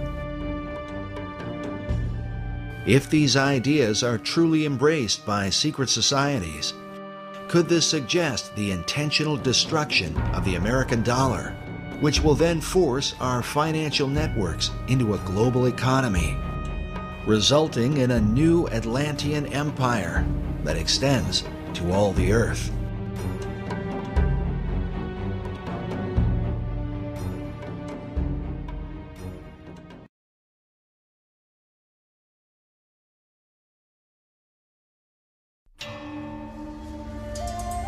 As Buff Perry mentioned earlier, the stone is also called the Chintamani stone. As a symbol, the stone unites the occult traditions of both Eastern and Western mysticism. One thing is certain, those who practice the occult believe this artifact is the key to achieving the great work of all secret societies. Mark Amaru Pinkham is the co-director of a group called the International Order of Gnostic Templars. In his article titled "Nicholas Roerich and the Chintamani Stone, a Holy Grail from Sirius," he writes that data regarding the Chintamani Stone maintains that it was brought to Earth by Syrian missionaries to eventually help precipitate a one-world civilization. He says there is some indication that one part of the stone has been the sacred stone of the Kaaba, which has united millions of Muslims around the globe. Pinkham goes on to write that it is known that a portion of the Chintamani stone was given to the League of Nations, whose stated goals were the creation of a one-world civilization. The association of the stone as a symbol of unity is an important part of how it is said to have come to America. It has to do with the secret history of America and why that stone arrived here, who brought it. Oddly enough, this mysterious artifact may provide the missing link to understanding how America has gone from being a Christian nation to a country beset with pagan statues, pagan monuments, and occult icons. For years, Buff Perry was financed by a leading member of the Philosophical Research Society to hunt down this stone of destiny. I learned about this stone going into Roerich's hands through the director of the Rosicrucian Order, the curator of the Rosicrucian Museum in San Jose, California. The whole concept of the stone as the Holy Grail represents the so-called perfecting of mankind. This is the theme of Rosicrucianism and Freemasonry. As Manly Hall writes, to the mystic, the stone is divine power, an ancient symbol of the perfected and regenerated man, whose divine nature shines forth. After years of research, Buff Perry now believes the stone was brought to America by secret societies from Scotland in the years preceding the American Revolution. For them, the stone was to empower the foundation of a new republic. Why is it called the foundation stone for America?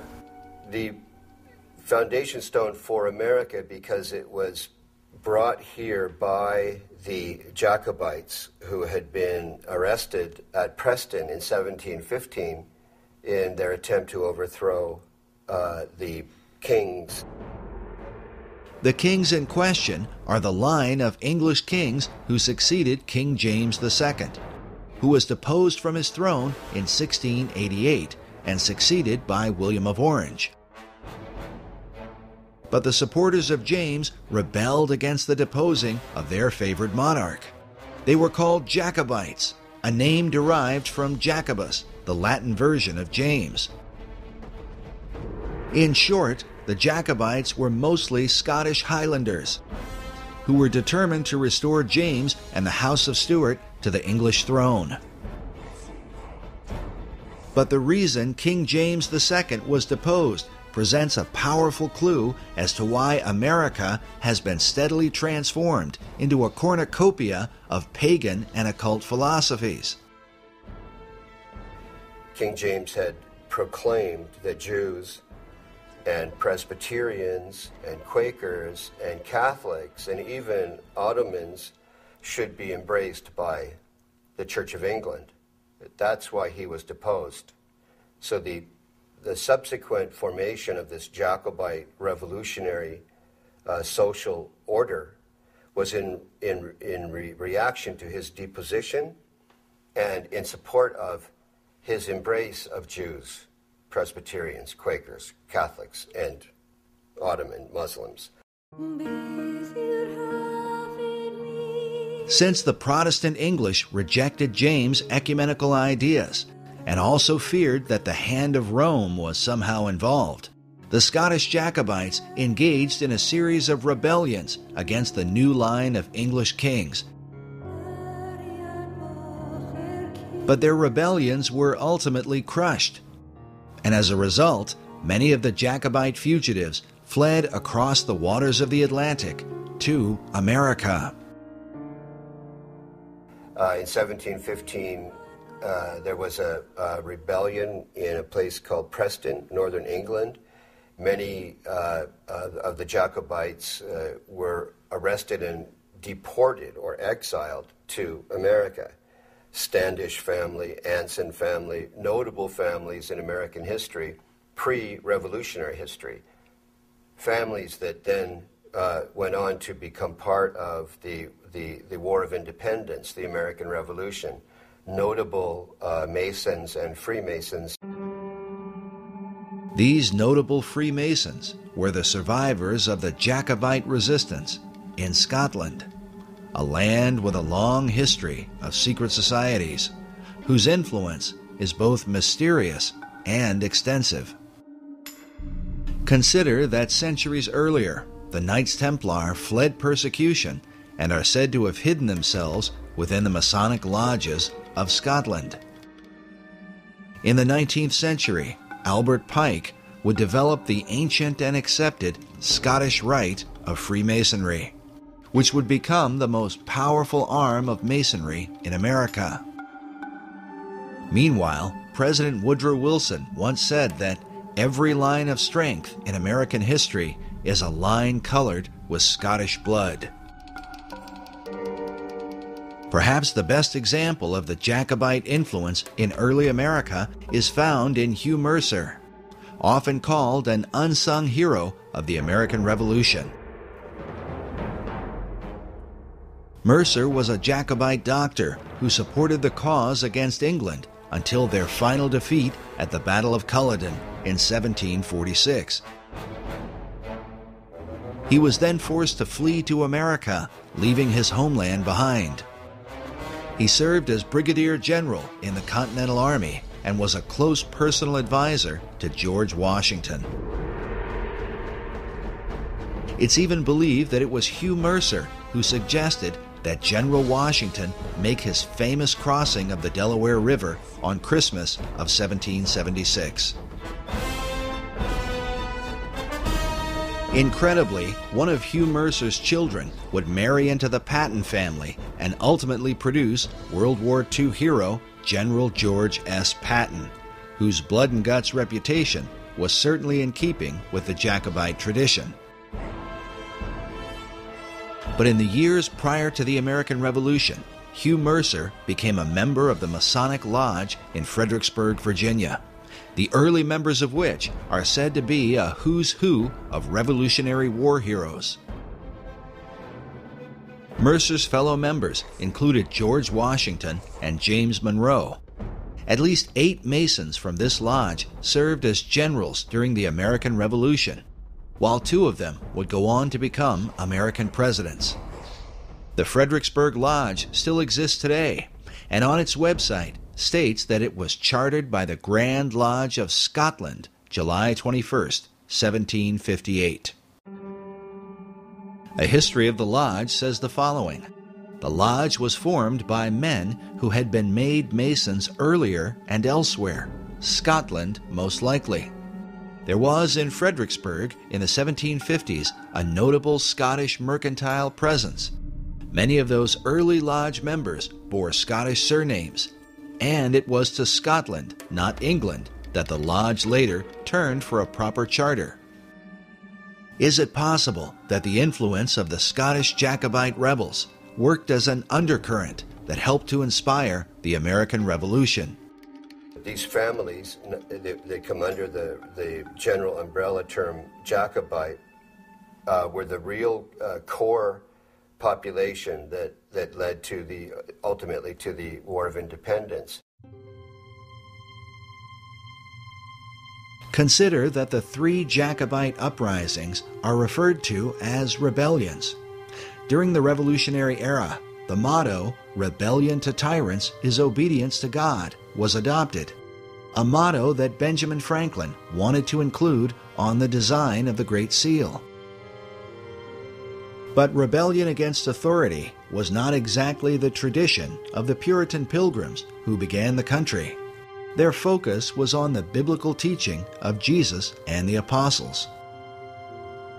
When Harvard University was founded in 1636, its motto was "Truth for Christ and the Church."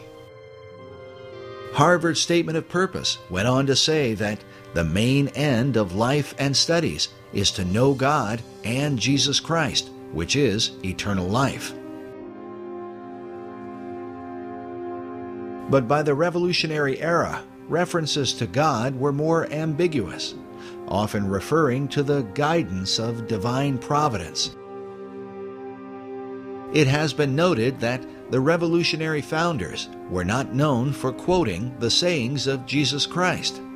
They certainly mentioned his name or made reference to Christianity. They said things like, "No king but King Jesus." But his teachings were absent from their writings. Sayings like, "Turn the other cheek," "Love your enemies," and "Bless them that curse you," had no place in a movement that was founded on rebellion. As a result, it becomes little surprise that once the new republic was founded, biblical imagery of Christ and the Gospels would be missing from the capital city. Instead, a celebration of pagan gods and goddesses would prevail, which seems to represent the ecumenical views of King James II and his Masonic Jacobite rebels. The chief Jacobite symbol was the white rose, traditionally worn on their Scottish bonnets. This dagger features a Jacobite rose with a pentagram in the center. Notice that the pentagram has a dot in the middle, which usually signifies the sun. The 5 points of the star symbolize the rotation of Venus around the sun, forming a pentagram over an 8-year cycle.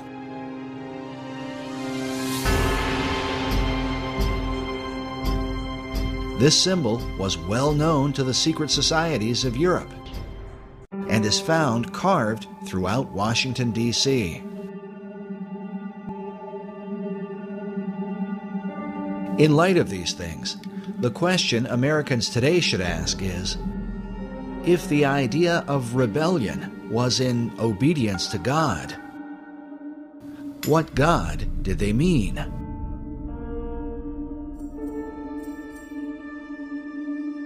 Which brings us back to the Stone of Destiny, a mysterious artifact whose original owner has for centuries been acknowledged as the greatest rebel of all time.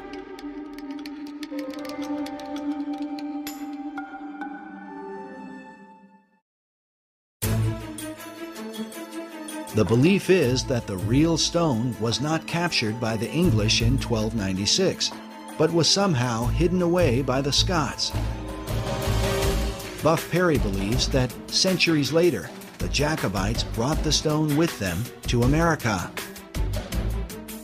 To bring it over here was to, first of all, find refuge or sanctuary for it, but also to indicate this is where the Jacobite revolution might really be successful. 1715, the first rebellion, 1745, the second, and then we have the 1770s with the Declaration of Independence. We have the Boston Tea Party, then we have the sort of prolonged war of independence, all brought about by these same people. So foundation stone, meaning this stone now is going to be placed here where the order will have its ultimate political fruition and success.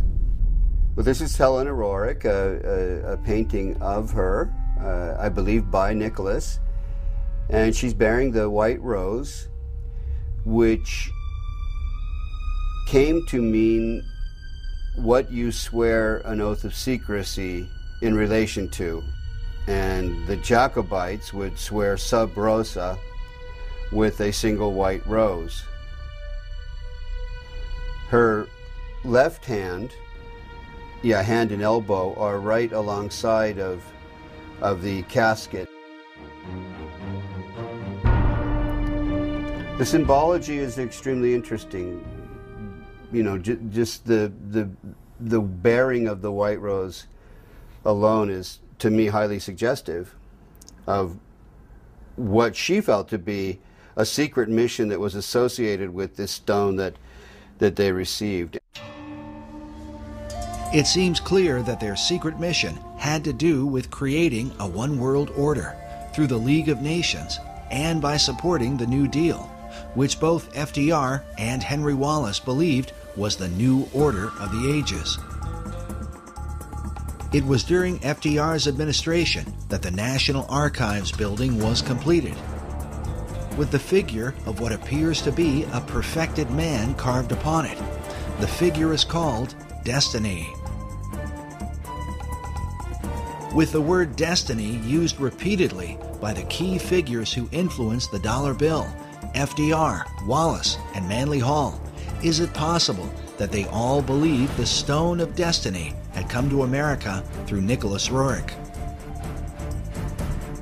But exactly what destiny they had in mind for America and the world must give us pause when we consider the full history of the stone. According to an ancient legend, the stone that fell from heaven is a jewel that was cut from the crown of Lucifer himself.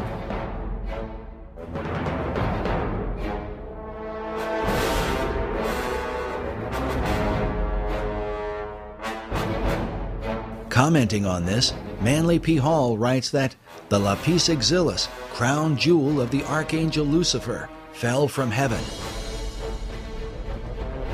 Michael, archangel of the sun, at the head of the angelic hosts, swooped down upon Lucifer. During the conflict, Michael with his sword struck the flashing lapis exilis from the coronet of his adversary, and the green stone fell into the dark and immeasurable abyss. Hall goes on to say that out of Lucifer's radiant gem was fashioned the Sangreal, or Holy Grail, from which Christ is said to have drunk at the Last Supper. This idea seems to be captured in this depiction of the Grail by Dante Gabriel Rossetti. Rossetti was a 19th century esoteric painter who is said to have influenced modern Rosicrucianism. He may well have been familiar with the ancient legend, since his Grail cup appears to be a dark emerald green, mounted in a golden frame. But according to the various legends that are told, this stone of Lucifer was divided into different parts. One part became the Grail chalice, while King Solomon is said to have fashioned another part into a ring. Yet another part became the stone of the Kaaba. While this stone is black, Manly Hall suggests that Islam venerates the color green because of its association with the Grail stone. Others believe the Grail stone is the same as the Emerald Tablet. A depiction of this tablet can be found in the floor mosaic of the Cathedral of Siena, next to an image of Hermes Trismegistus, or Hermes Thrice Great.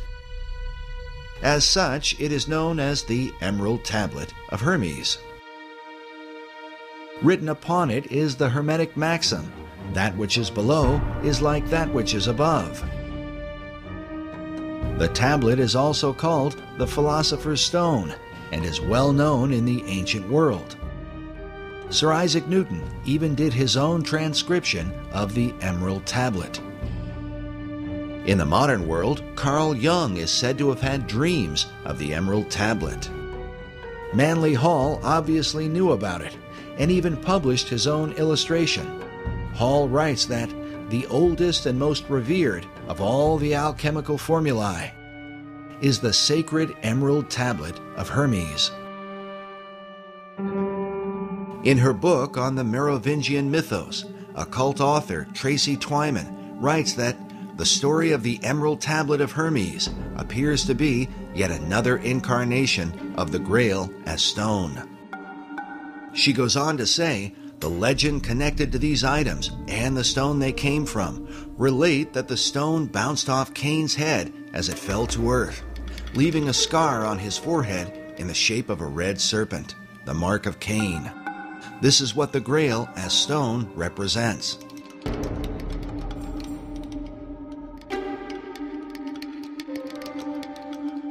Meanwhile, Nicholas Roerich called his stone a Chintamani, an example of which is shown in this image of a Buddhist figure who holds a greenish Chintamani stone in his hand.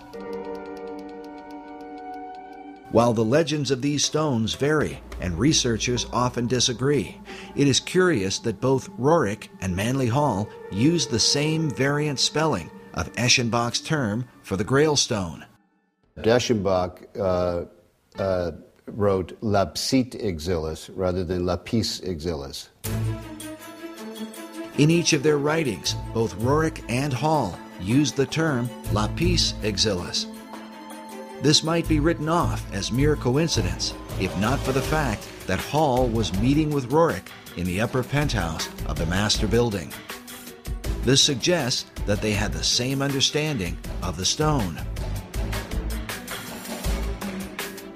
Furthermore, both men were involved, along with Henry Wallace, in the theosophical teachings of Madame H.P. Blavatsky, who openly asserted the ancient Gnostic belief that the true God is Lucifer. As such, for Roerich to have a piece of Lucifer's gemstone would have had great significance. Dr. Obadiah Harris explained to us the importance of Madame Blavatsky to Manly Hall and to his writings about the founding and destiny of America. There's another important lady over here that Mr. Hall wanted to honor, and that is Helen Blavatsky, a Russian woman. By the way, her little house in Russia, and I understand now, is the National Museum. But in the early days, he wanted to pay tribute to her contribution, and she was the co-founder of the Theosophical Society, whose headquarters now is in India. She wrote Isis Unveiled, The Secret Doctrine, and it is said, I don't know if this is true, but she died in 1891. Manly Hall was born in 1901, but it is said that he had read The Secret Doctrine by the time he was 12 years old and understood it. So there's a feeling that Manly Hall had a bond with this woman, a kind of spiritual bond, and that when he wrote Secret Teachings of America, he was really writing the next book for her secret teaching, secret doctrine, that he was taking it farther, and he did. So he felt that in her was a kind of something of the isthmus of the spirit that gave birth to the Philosophical Research Society. If what Dr. Harris says is true, then Hall founded his entire society on the Luciferian doctrines of Madame H.P. Blavatsky. Well, Manly Hall, of course, really was one of the leaders of this whole world esoteric movement for probably 70 years or more. And he wrote extensively about the ancient mysteries, and he eventually joined the Masons and, of course, moved up very rapidly to 33rd degree Mason, and then to the upper levels of Masonry, which are truly into the Luciferian, which most Masons have no idea even exist. In his writings, Hall said that when the Mason learns the mystery of his craft, the seething energies of Lucifer are in his hands. This quote comes from the book The Lost Keys of Freemasonry, that was first published in 1923, the same year the casket had been delivered to the Roriks in Paris. The Luciferian Freemasonry, described by Hall, could very well have been known by such Masons as Henry Wallace and FDR, especially if FDR was so familiar with Hall that he sent emissaries to Hall's library. Also consider that FDR's successor, Harry Truman, a fellow Mason, had Hall's books on his shelves.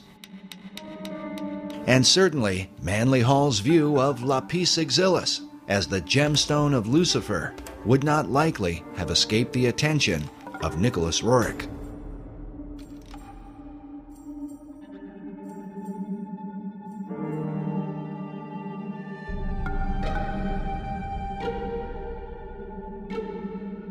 Despite Roerich's international mystique and influence in the Oval Office, he eventually suffered a sudden and sharp decline.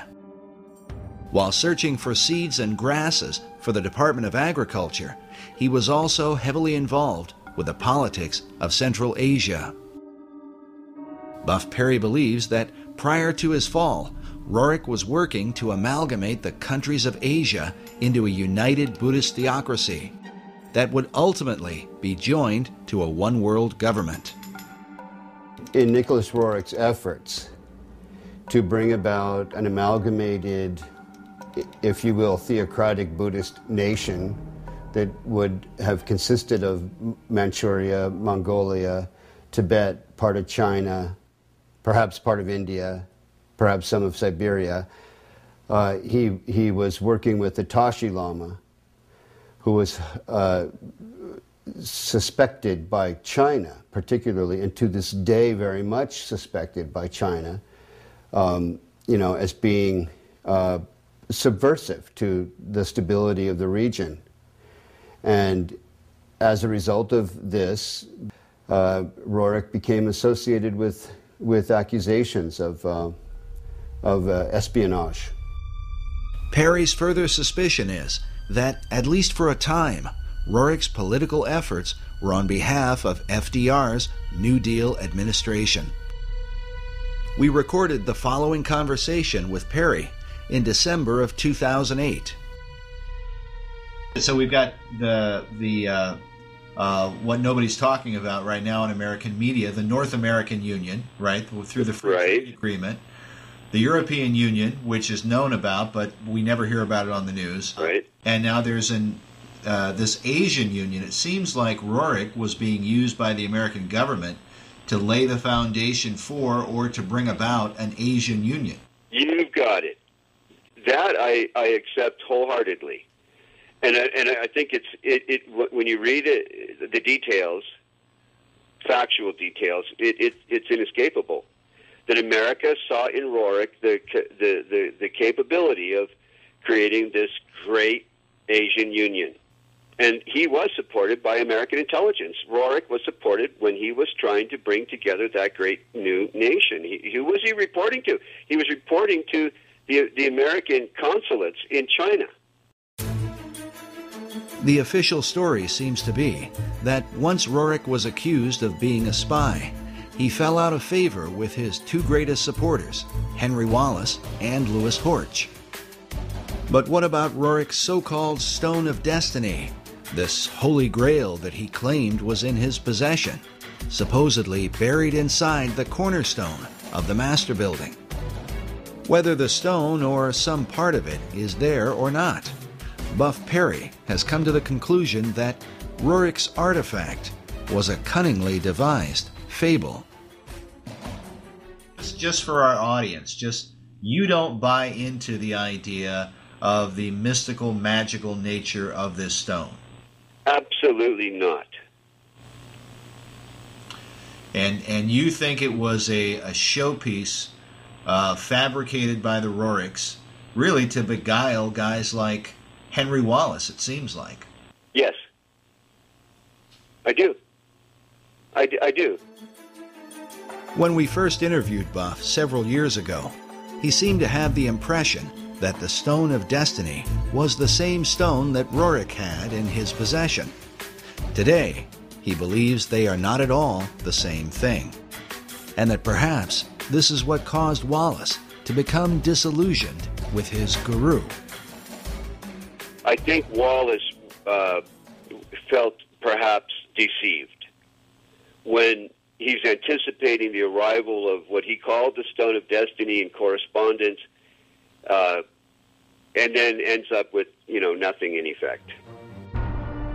Nevertheless, Perry still believes that Jacob's pillow stone, which is said to be the real Stone of Destiny, was brought to America by the Jacobites and may have been recovered by the French-Canadian explorer La Vérendrye in the 1700s.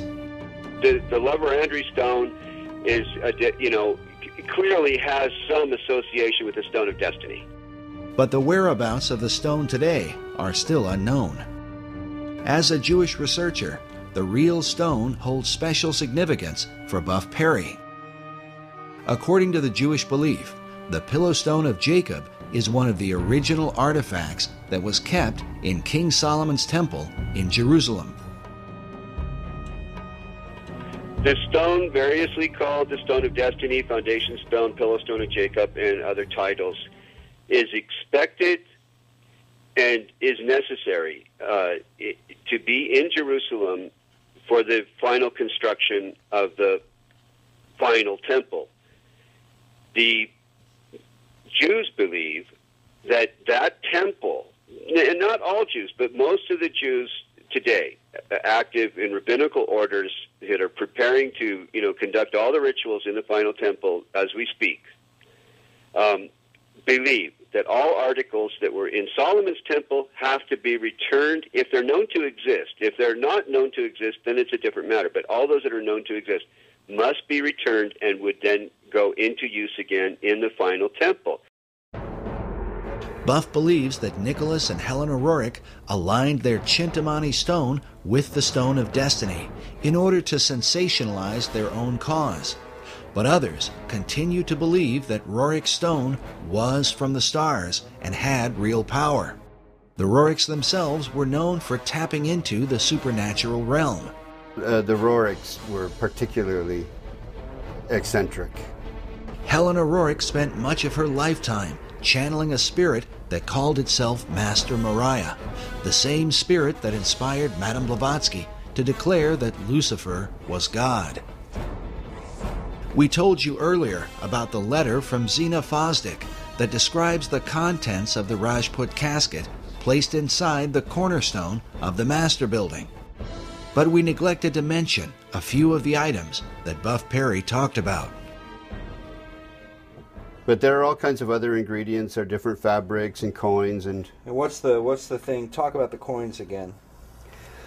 Well, these are in some cases coins that materialized out of what would be considered occultation, out of the other world, in different meetings and sessions that were held by the Roriks. And I'm not saying this off the cuff or because I heard it from someone else. These are recorded memoirs of Helena and Nicholas Roerich. And of course, many of the people who are into the New Age are into astral projection and in contact with these spirit beings. And there really are spirit beings out there. They refer to them as the Masters of Wisdom, or the Great White Brotherhood, or the Enlightened Ones. And they believe that they are guiding society. These are actually demonic forces and demonic beings. And of course, they can materialize and disappear. The average individual says, oh, that can't be true. And yet it is true. And when you talk to the people who are dealing with this, they come in contact with this many times. They have accessed this other dimension, which is truly a demonic dimension. And of course, tragically, it's becoming increasingly apparent here in America as we turn our back on God, and we're not really a secular society. We've gone from being a Christian society to a secular society, and now a society dominated by the occult forces, of which are intent upon ruling the world. If it's true that the Roriks were in contact with the spirit realm, is it then possible that these same powers could have somehow influenced the design of the dollar bill?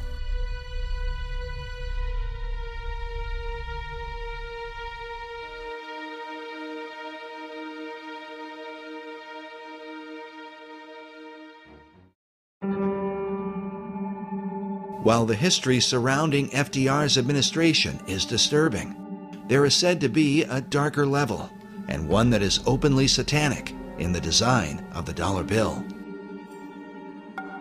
These allegations begin with a group founded in Bavaria in 1776, known as the Illuminati. The order was founded by a man named Adam Weishaupt, with the alleged purpose of perfecting society. The symbolism of the dollar bill, Adam Weishaupt, do you really think it has anything to do with the Illuminati, in your opinion? Is the Illuminati to be defined as Freemasons and Rosicrucians and other secret society members? If that's the case, then yes, I believe the symbol on the dollar bill, the truncated pyramid, is directly related to the Illuminati, because Roerich was the Illuminati. In the 18th century, the original order was thought to have a bloodthirsty agenda, and it was believed that they secretly worshiped Lucifer. George Washington warned about the Illuminati in his letters, while Thomas Jefferson and Benjamin Franklin were thought to be members of its inner circle. Which brings us to our next speaker. He claims to have been raised in a modern Illuminati family that dates back to the 1700s. He says that, as a child, he was made to practice black magic and witchcraft. His name is Doc Marquis. My family goes back into the Illuminati all the way back to 1789. Of course, we have no way of either confirming or denying Doc's claims, but it is worth noting that he has acted as an expert on the occult for law enforcement and the FBI. According to his publisher, in the past he has appeared on and consulted for Geraldo Rivera and Oprah Winfrey, and for shows like Hard Copy, Inside Edition, and Unsolved Mysteries.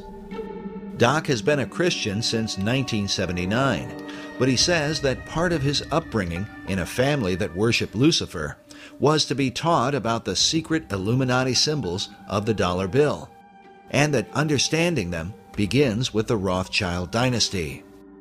Meyer Amschel Rothschild had made a very interesting and profound statement.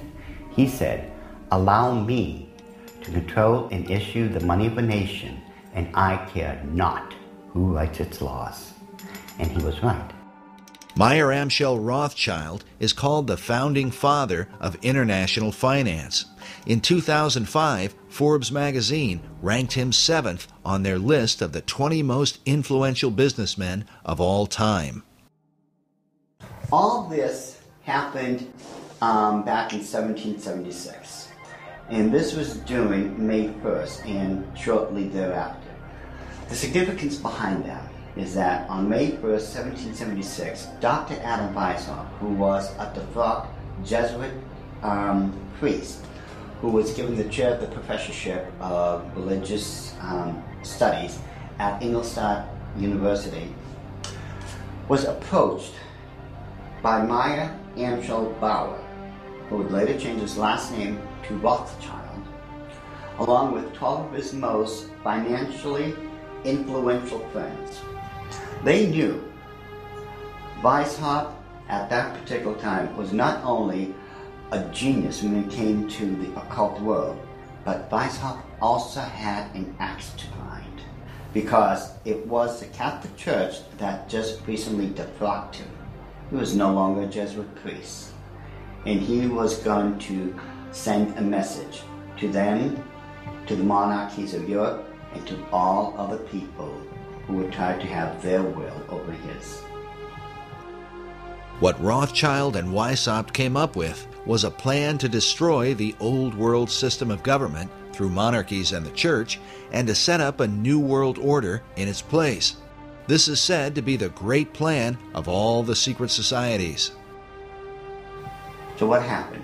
Meyer Amschel Bauer approached Weishaupt and basically told him, "We know you've got the occult knowledge and genius to put it all together. We've got the money. You do it, we'll back it." Just to paraphrase what really happened.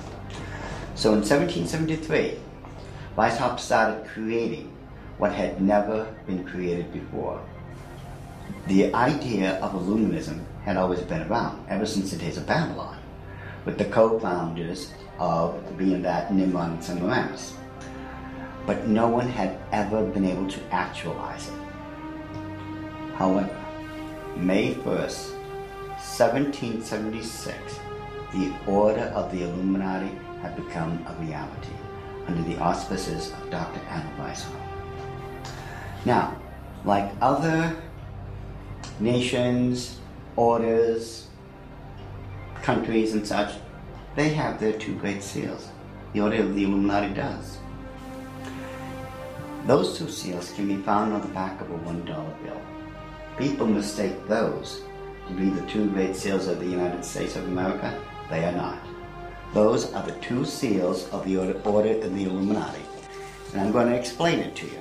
In order to understand the seal itself, we have to first take a look at every single thing that composites it. We look at the first part of it on our left, which would be the truncated pyramid one.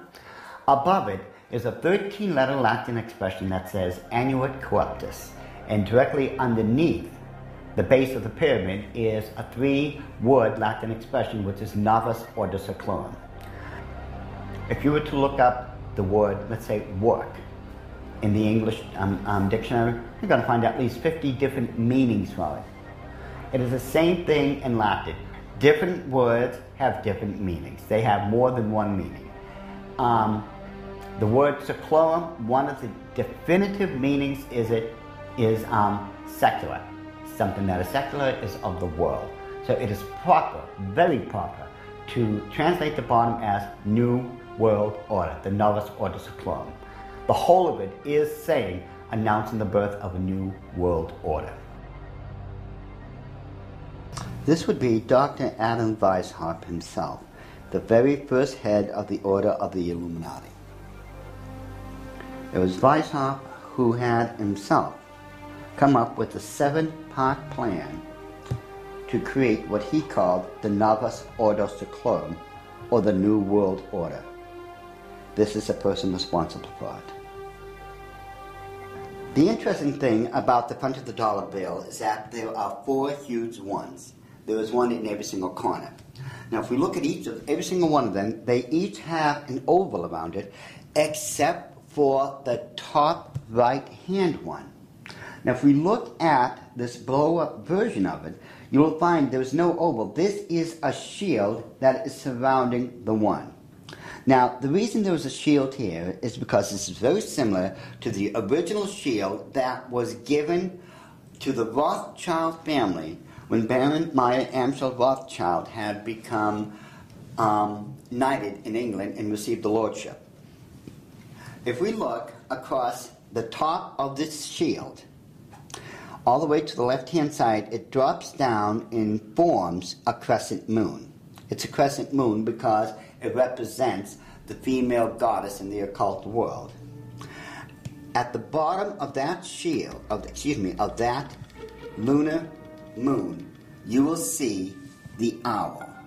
And it's very obvious. Once you take a good look at that part of the crescent moon, and it is the same Illuminati owl that is being worshipped at the Bohemian Grove in California by those members of the Bohemian Grove, where presidents, premiers, kings and queens and heads of nations throughout this world have met.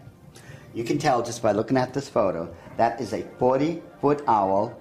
It is made out of oak, and that the worshippers are surrounding that fire pit around that altar, which is easily reflected in the lake around them. This is definitely the owl of the Illuminati. The rituals performed at the Bohemian Grove are occult and idolatrous. One of them, called the cremation of care, is supposed to be a mock human sacrifice, though some suggest that real killings take place. When President Nixon was there, he commented about the extreme homosexual environment at this all-male boys' club. Among other powerful American leaders who have been spotted at the Grove are Ronald Reagan, Dwight Eisenhower, Jimmy Carter, Newt Gingrich, and George Bush Jr. and Sr. Now, when we take a look at the O, it is actually, occultically speaking, the shape of the Ouroboros, the snake that's going around in a circle, devouring itself. This O is actually the eye in this lady's face that they want to look at. This is the O. Now, what's in the center of this O? You take a good look. It is the exact same owl of the Illuminati that we saw on the back of the $1 bill. So the question then becomes, who owns L'Oreal? But the owl seems to be a major symbol for the secret societies, as they are found repeatedly inside government buildings in Washington, D.C. And a giant owl figure is even seen in the street design, with the United States Capitol in the midst of it.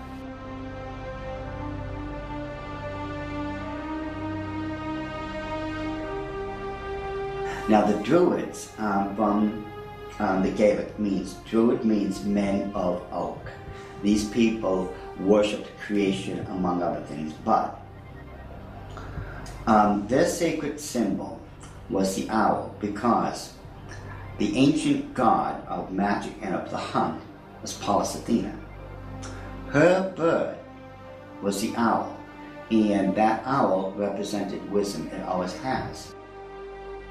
Pallas Athena was also the goddess figure who was said to inspire Sir Francis Bacon.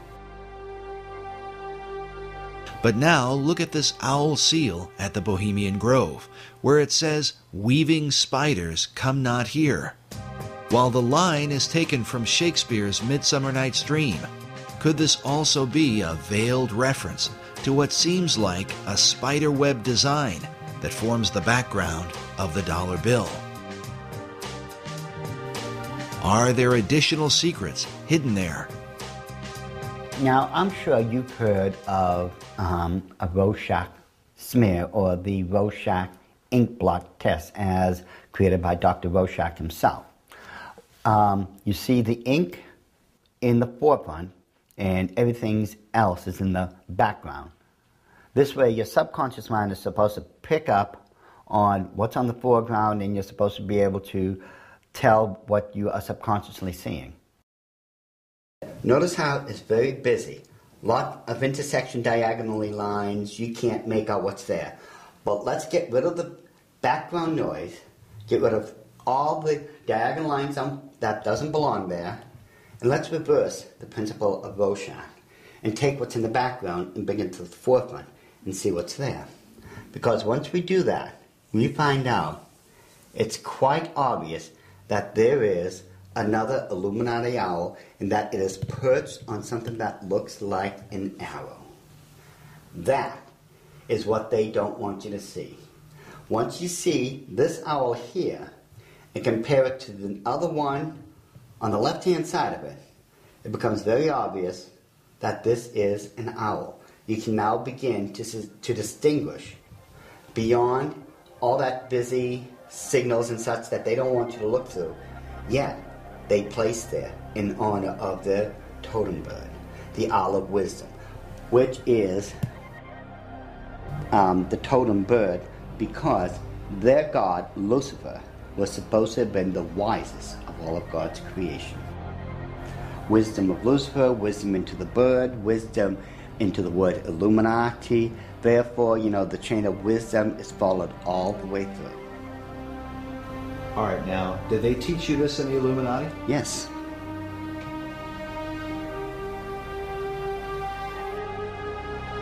Well, I want you to understand that the first symbol is known as a pentalpha, from the Greek word for five, pente. It is a five-pointed star. Now, this next one is a pentacle. Now, it looks similar, but I want you to notice how it is interwoven. It runs through and in between itself. Now, this next symbol is what's known as the Star of David, the Mogan David, the Jewish Star, the Seal of Solomon. There's numbers for it. This is the symbol for the nation of Israel. Now, when you take a look at it very carefully, you will notice that it is two equilateral triangles that are interwoven. This shows the union of God with man. However, when you look at the next one, it's similar to it. It's known as a hexagon. This is when you take two equilateral triangles, place one on top of another. Symbolically speaking, you're placing man above God. Now, this next symbol is the foulest, the most evil of all symbols in the occult world. There is nothing that can even come close. It is known as the hexagram. It is the six-pointed star with a circle surrounding it. It is this symbol that must be used during high ceremonial magic or high ceremonial witchcraft when you are summoning up demons to this plane of existence. The use of the hexagram is said by Doc to be very symbolic and seems to represent the occult concept of a Christ figure, just as the Maitreya was for Nicholas Roerich and Henry Wallace. But what Christ do they mean? Doc believes the pattern of hexagrams in the design of the dollar bill provides the clue. If we take a look at the 13 stars directly above the head of the eagle and connect the dots, you will see where the very first hexagram is located. And if you notice that surrounding the hexagram is the 28 guidelines that make a circle. Now, inside every single point, the 6 points, is a star. There are 6 of them. They surround now the 7 stars. Remember, 6 is the number of man, 7 is the number of God. Now, it is man that is surrounding God or is placed above God. If what Doc is saying is true, this could represent the person the Bible calls the man of sin, who opposes and exalts himself above all that is called God or that is worshipped. Doc's interpretation seems to also fit the worship of Lucifer, For in the Bible, Lucifer declares that he will exalt his throne above the stars of God. Next, Doc claims a second hexagram can be found by connecting the various points where the much talked about number 13 is represented. And don't try to tell me it's the 13 colonies. There are 13 stars above the eagle's head, 13 stripes in the shield, 13 leaves on the olive branch, 13 arrows in the eagle's talon, and then 13 letters in the phrase E pluribus unum, which makes for 2 points on either side of the eagle's head, for the 6 points total of the hexagram. If we take a close look at the same seal and connect all the 13s together, just like we did when we were kids, when we were playing that game, connect the dots, once we connect all the 13s, it becomes very apparent where the second hexagram can be found. In this one, which is very obvious, already comes with a circle around it.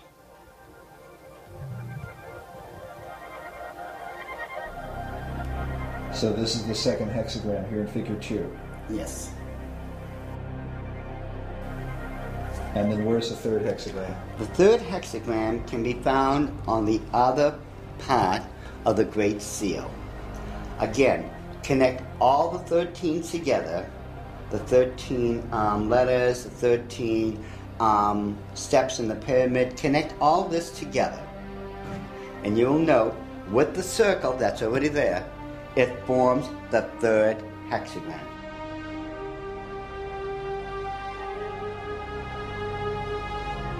In other words, a 6, a 6, and a 6. A 6, 6, 6. Doc has deciphered a code that, if there, would glorify Lucifer's Messiah, whom the Bible calls the Beast or Antichrist. In the book of Revelation, it reads, "Here is wisdom. Let him that hath understanding count the number of the beast, for it is the number of a man, and his number is 666." Could there really be 3 6-pointed hexagrams on the dollar bill? Once we start at the base of the pyramid, which is the foundation of all things, and follow the design of the hexagram itself, you're going to find out something very startling. We go from the M and follow the symbol all the way up to the A. The A cuts directly underneath the eye of Lucifer all the way to the S. The S connects all the way down. It goes in between the V and the I and connects all the way to the O. And following the symbol, the O connects up and over along the symbol of the hexagram to the word N. In perfect sequence, it's M-A-S-O-N, Mason. It's not what a lot of other people have espoused, that the symbol connects down to the M in seclorum and that the word is an anagram or something like that. Those people who are doing that obviously don't know what they're talking about, or they don't know how to plagiarize me correctly.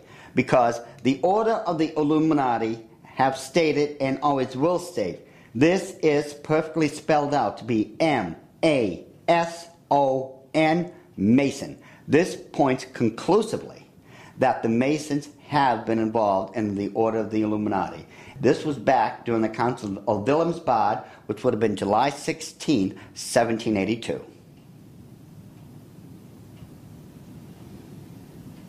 All right, so what are we seeing?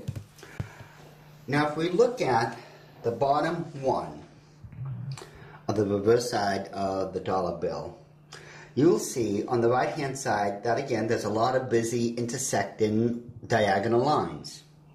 Yet, if we apply the same principle we just used to reveal the hidden owls of the Illuminati and apply it, we will find that there is now a skull-faced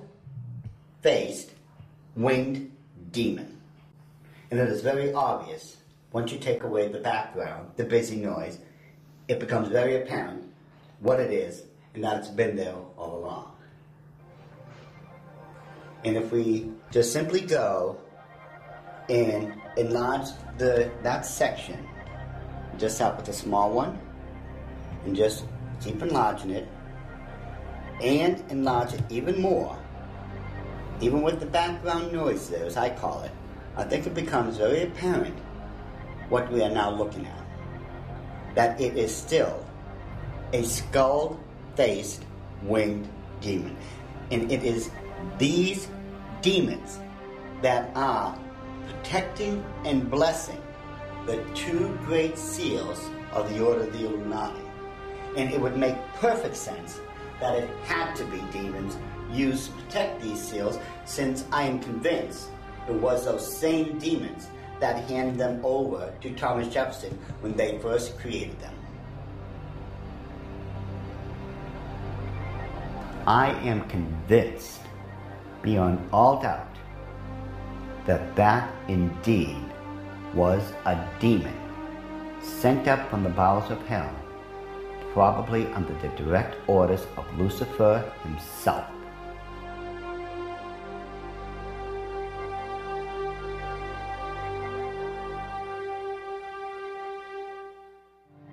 Doc Marquis makes it clear that he is no longer involved in the occult, and that since becoming a Christian, he has dedicated himself to warning others about the activities of the secret societies that worship Lucifer. I've been doing this now since the late 70s, when I first left the Order of the Illuminati, and that's when at that point I had become a born-again Christian. At that time, I realized what I had been doing all along. Maybe in my own way of trying to make up for what I had done, and I've done a lot of heinous things in this life, I begin to wonder if I'm not trying to make up or atone for some of those things I had done. And I know in my heart of hearts that as a born-again child of the King, my sins have already been bought and paid for. But still, there's just that part of me that still feels so guilty about everything I've done. So it could be in my own way, and I'm somewhat convinced that in my own way, I'm still trying to make up for all those crimes I was guilty of when I was in the Illuminati. Doc makes it clear that he believes demonic forces were behind the design of the dollar bill and are working through secret societies. One of them is the Order of the Eastern Star, the female chapter of Freemasonry, whose icon is an inverted pentagram, a symbol associated with the satanic goat of Mendes. Ed Decker told us a story about a woman he once counseled who was involved in this society. I got a call one day after I had published a book on it, and a little book called The Question of Freemasonry. And in that book, I had, on one page, is the actual goat of Mendes. The goat of Mendes is a very significant symbol, since it was designed by 19th century French magician Eliphas Levi, without question the most influential occultist of the last 200 years. In his books, Levi glorified Lucifer and Satan, and his writings were quoted extensively by every major occult leader, including Albert Pike, Madame H.P. Blavatsky, and Manly P. Hall. Now listen carefully to Ed Decker's story. I got a call from someplace back in Pennsylvania, New Jersey, and this is years ago. And a lady called me up and she said, "I want to talk to you." She said, "I received a copy of your book. I am the head of the Eastern Star for my state." And she said, "Every time I go to another area of the state to do the induction of the leadership of the local chapters of the Eastern Star, I have these bad dreams, and it's like this demon comes in and attacks me in my bedroom, and it's this evil, evil thing. And it was beginning to bother me, and someone mentioned to me that, you know, the Masons and the stuff that they do isn't really godly. You might want to study it a little bit." She said, so she told me that she went to a Christian bookstore and asked them if they had anything on the Eastern Star or Freemasonry. And the lady said, you know, in the mail, I had just gotten this booklet. It's called The Question of Freemasonry by this guy, Ed Decker. And she said, I opened the book, I opened it up to the page. It just opened to the page that you have the Goat of Mindy's on there. And I looked at that, and that's the demon that's been coming into my room and attacking me when I'm going around the state and doing the inductions of the ladies of the Eastern Star. She said, I ran down 3 blocks to my husband's office, left my car right in the parking lot of the Christian bookstore, ran down there, got my husband out of his, I think he was an insurance agent or something, and said, look at this. They left there, went home, read the book, got on their knees, confessed it as sin, renounced it, and had that thing taken off their back. And from that time on, all that heaviness left her.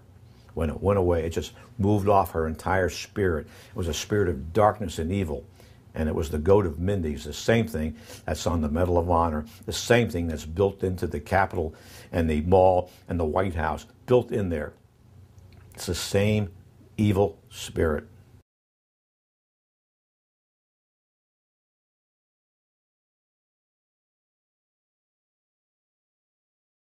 This whole idea of the Messiah and its relation, and the Messiah's relationship to the stone, and who that Messiah would be, and what would happen when the stone is returned to Jerusalem, and when the temple is built, it would be a replica of the original Solomon temple, not the Ezekiel, account. Which is what most Jews believe, the Ezekiel account. No Jews believe that the Solomon's temple is going to be rebuilt in that architectural style. But the Masons believe, if I understand them right, that when that stone finds its way to Jerusalem, it's one of the last items necessary, and that there are certain rabbinical orders that I've met today that are anticipating its return. Once it returns, then they proceed with a blueprint to take the Temple Mount and put up what they consider to be the final temple that Ezekiel described. But the stone it's all pivotal upon the return of this stone, because Solomon brought that stone in the traditions and legends in Judaism into his original temple, and upon it the incense was burned in the fire pan. According to Masonic author David Ovesen, the word dollar comes from the German word Taler. While there are many Taler designs, one in particular is mentioned, with the image of Jesus Christ crucified on one side, while the reverse bears the image of a serpent on a cross and a reference to the book of Numbers from the Old Testament. In this account, the children of Israel had complained against God. The scripture says, "And the Lord sent fiery serpents among the people, and they bit the people, and much of the people of Israel died."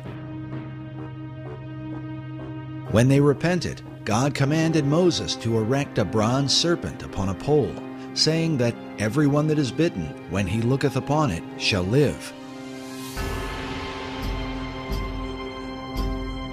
In the New Testament, Jesus made reference to the bronze serpent as a picture of his crucifixion. He said, "As Moses lifted up the serpent in the wilderness, even so must the Son of Man be lifted up, that whosoever believeth in him should not perish, but have eternal life." Some believe that the serpent cross is the original inspiration for the American dollar sign today. While the image of the bronze serpent holds a very particular meaning for Christianity, David Ovesen explains that Kabbalists and alchemists find an interesting parallel in the Hebrew gematria. The Hebrew word for the serpent of Moses is Nakash, which means the shining one. The numerical gematria for Nakash is 358. This is also the numerical equivalent for the Hebrew word Mashiach, or Messiah. Ovison claims that these numerical equivalents allowed magicians to draw a connection between the brazen or bronze serpent and the Messiah. But exactly what Messiah do they mean? The phrase e pluribus unum, or out of many, one, appears in the banner held in the mouth of the American eagle. The word one appears a total of 7 times on the dollar bill. Ovison writes, in magical numerology, the number 7 is regarded with a special veneration. Certain texts that deal with the meanings of numbers insist that 7 stands for the complete temple. The temple he refers to is the ancient temple of God, built by King Solomon in the city of Jerusalem. Ovison goes on to say that the concept of a complete temple is symbolized by the unfinished pyramid of the Great Seal, where the symbol of a Messiah figure is also shown with the all-seeing eye, representing the capstone that will one day complete the pyramid. In other words, when the Messiah emerges, then will the temple be complete.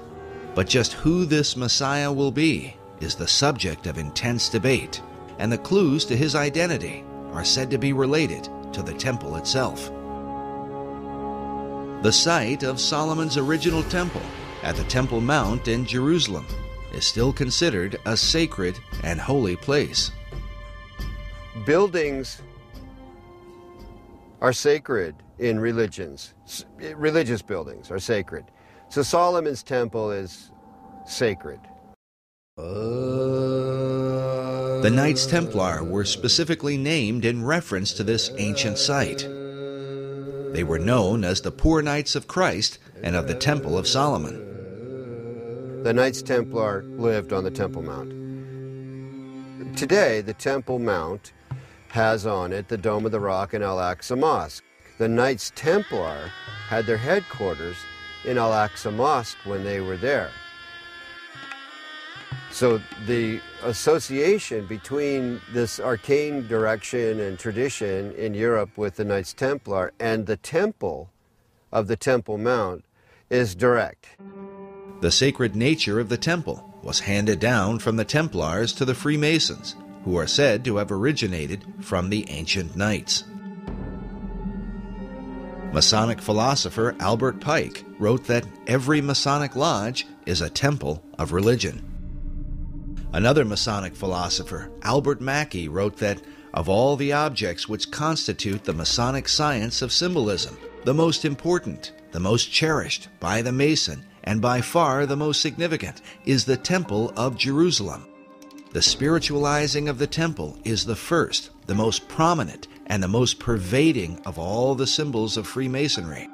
Take from Freemasonry its dependence on the temple, and the system itself would at once decay and die. According to David Ovison, who is himself a Freemason, the dream of a rebuilt temple in Jerusalem is the true symbolism of the unfinished pyramid on the back of the dollar bill. But is it merely a coincidence that these symbols would end up on the foundation of America's currency? Is there a further connection with Solomon's Temple and the mysterious Knights Templar? The Templars were there on the Mount. They lived on the Mount. So they were living a dream. And the dream is the same dream Christopher Columbus had and wrote about extensively in returning to Jerusalem with the gold from the Americas to build the temple. Was this the true purpose of Columbus's voyage, to finance the rebuilding of Solomon's Temple? And was this desire handed down from the Templars to Columbus to modern Masonry?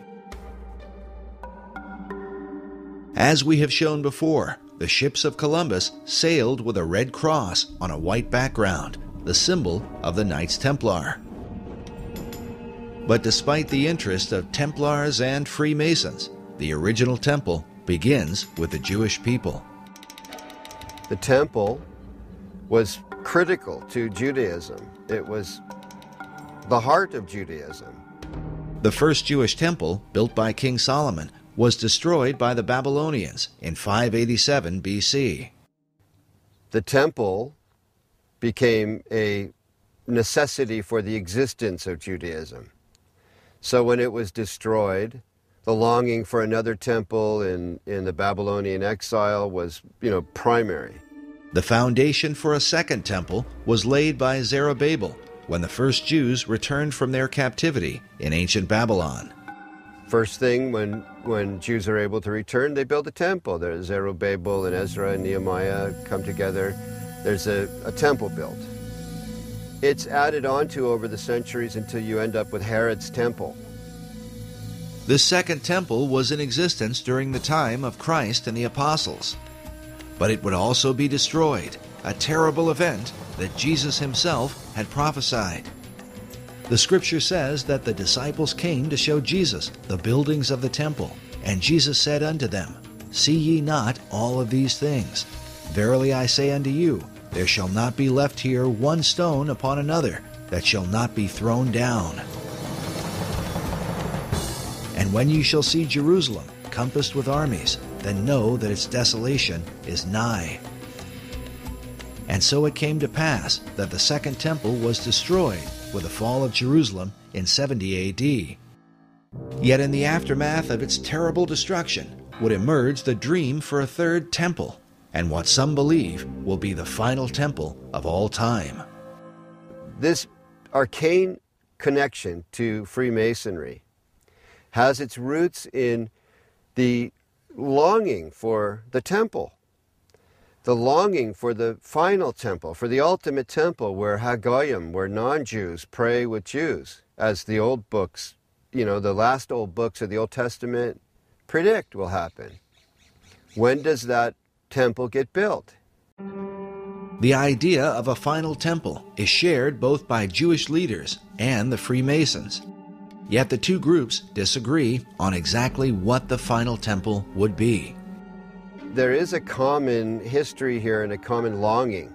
They'll never end up with the same temple. Jewish wishes for the final temple really don't resemble what Masons want to have built on the Temple Mount, which is a replica of Solomon's temple.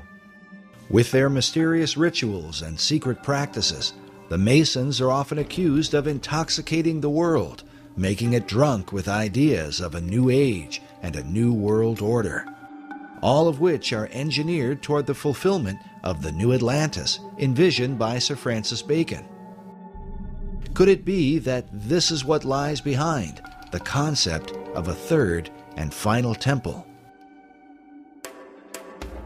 It, to me, makes perfect sense that the new Atlantis, as understood in the Baconian tradition, involves the final temple, the spiritual headquarters, if you will, of the new Atlantis.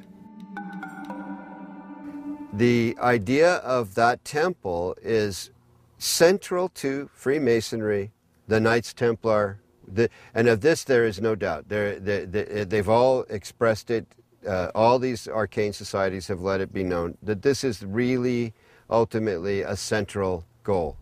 They seem to all gravitate toward there being a temple, a need for a temple, except Orthodox Muslims who say, no, we're the last religion.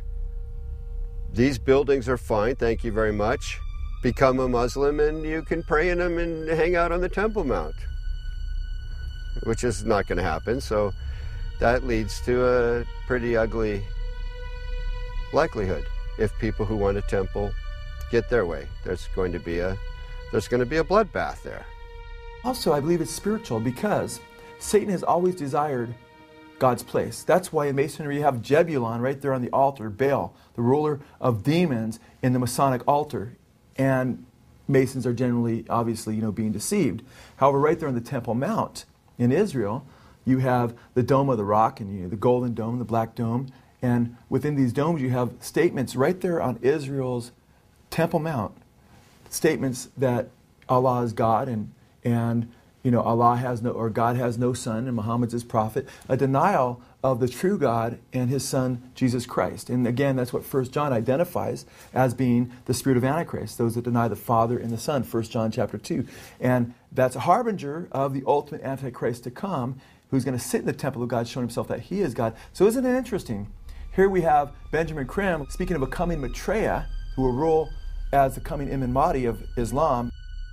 Of course, he can't really rule, and there can't be world peace unless the Jews, in his mind, are annihilated. And by the way, according to Muslim teachings in the Hadiths, when the Imam Mahdi comes, or when the Messiah comes, he will destroy the Jews and the people of the cross.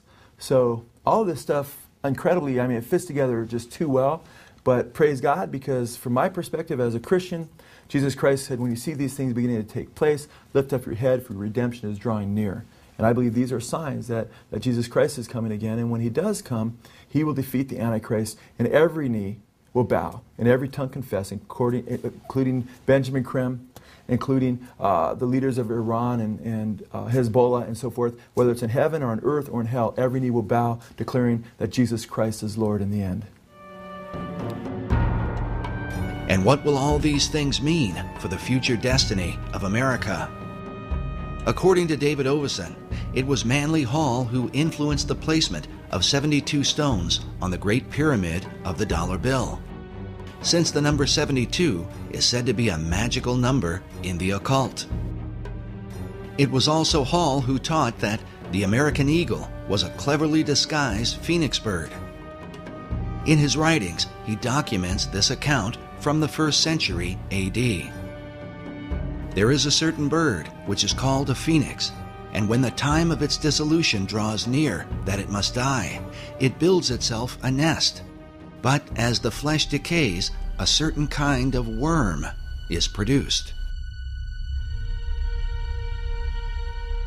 According to this account, it is from this worm that the phoenix is reborn. This concept of a phoenix worm in its nest seems to be represented at the top of this column on a building found in Europe.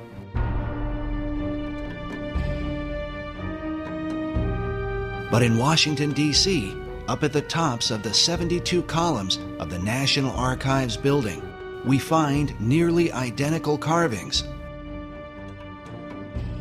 all perched beneath the throne of destiny itself. Could this somehow be a veiled reference to the secret destiny of America?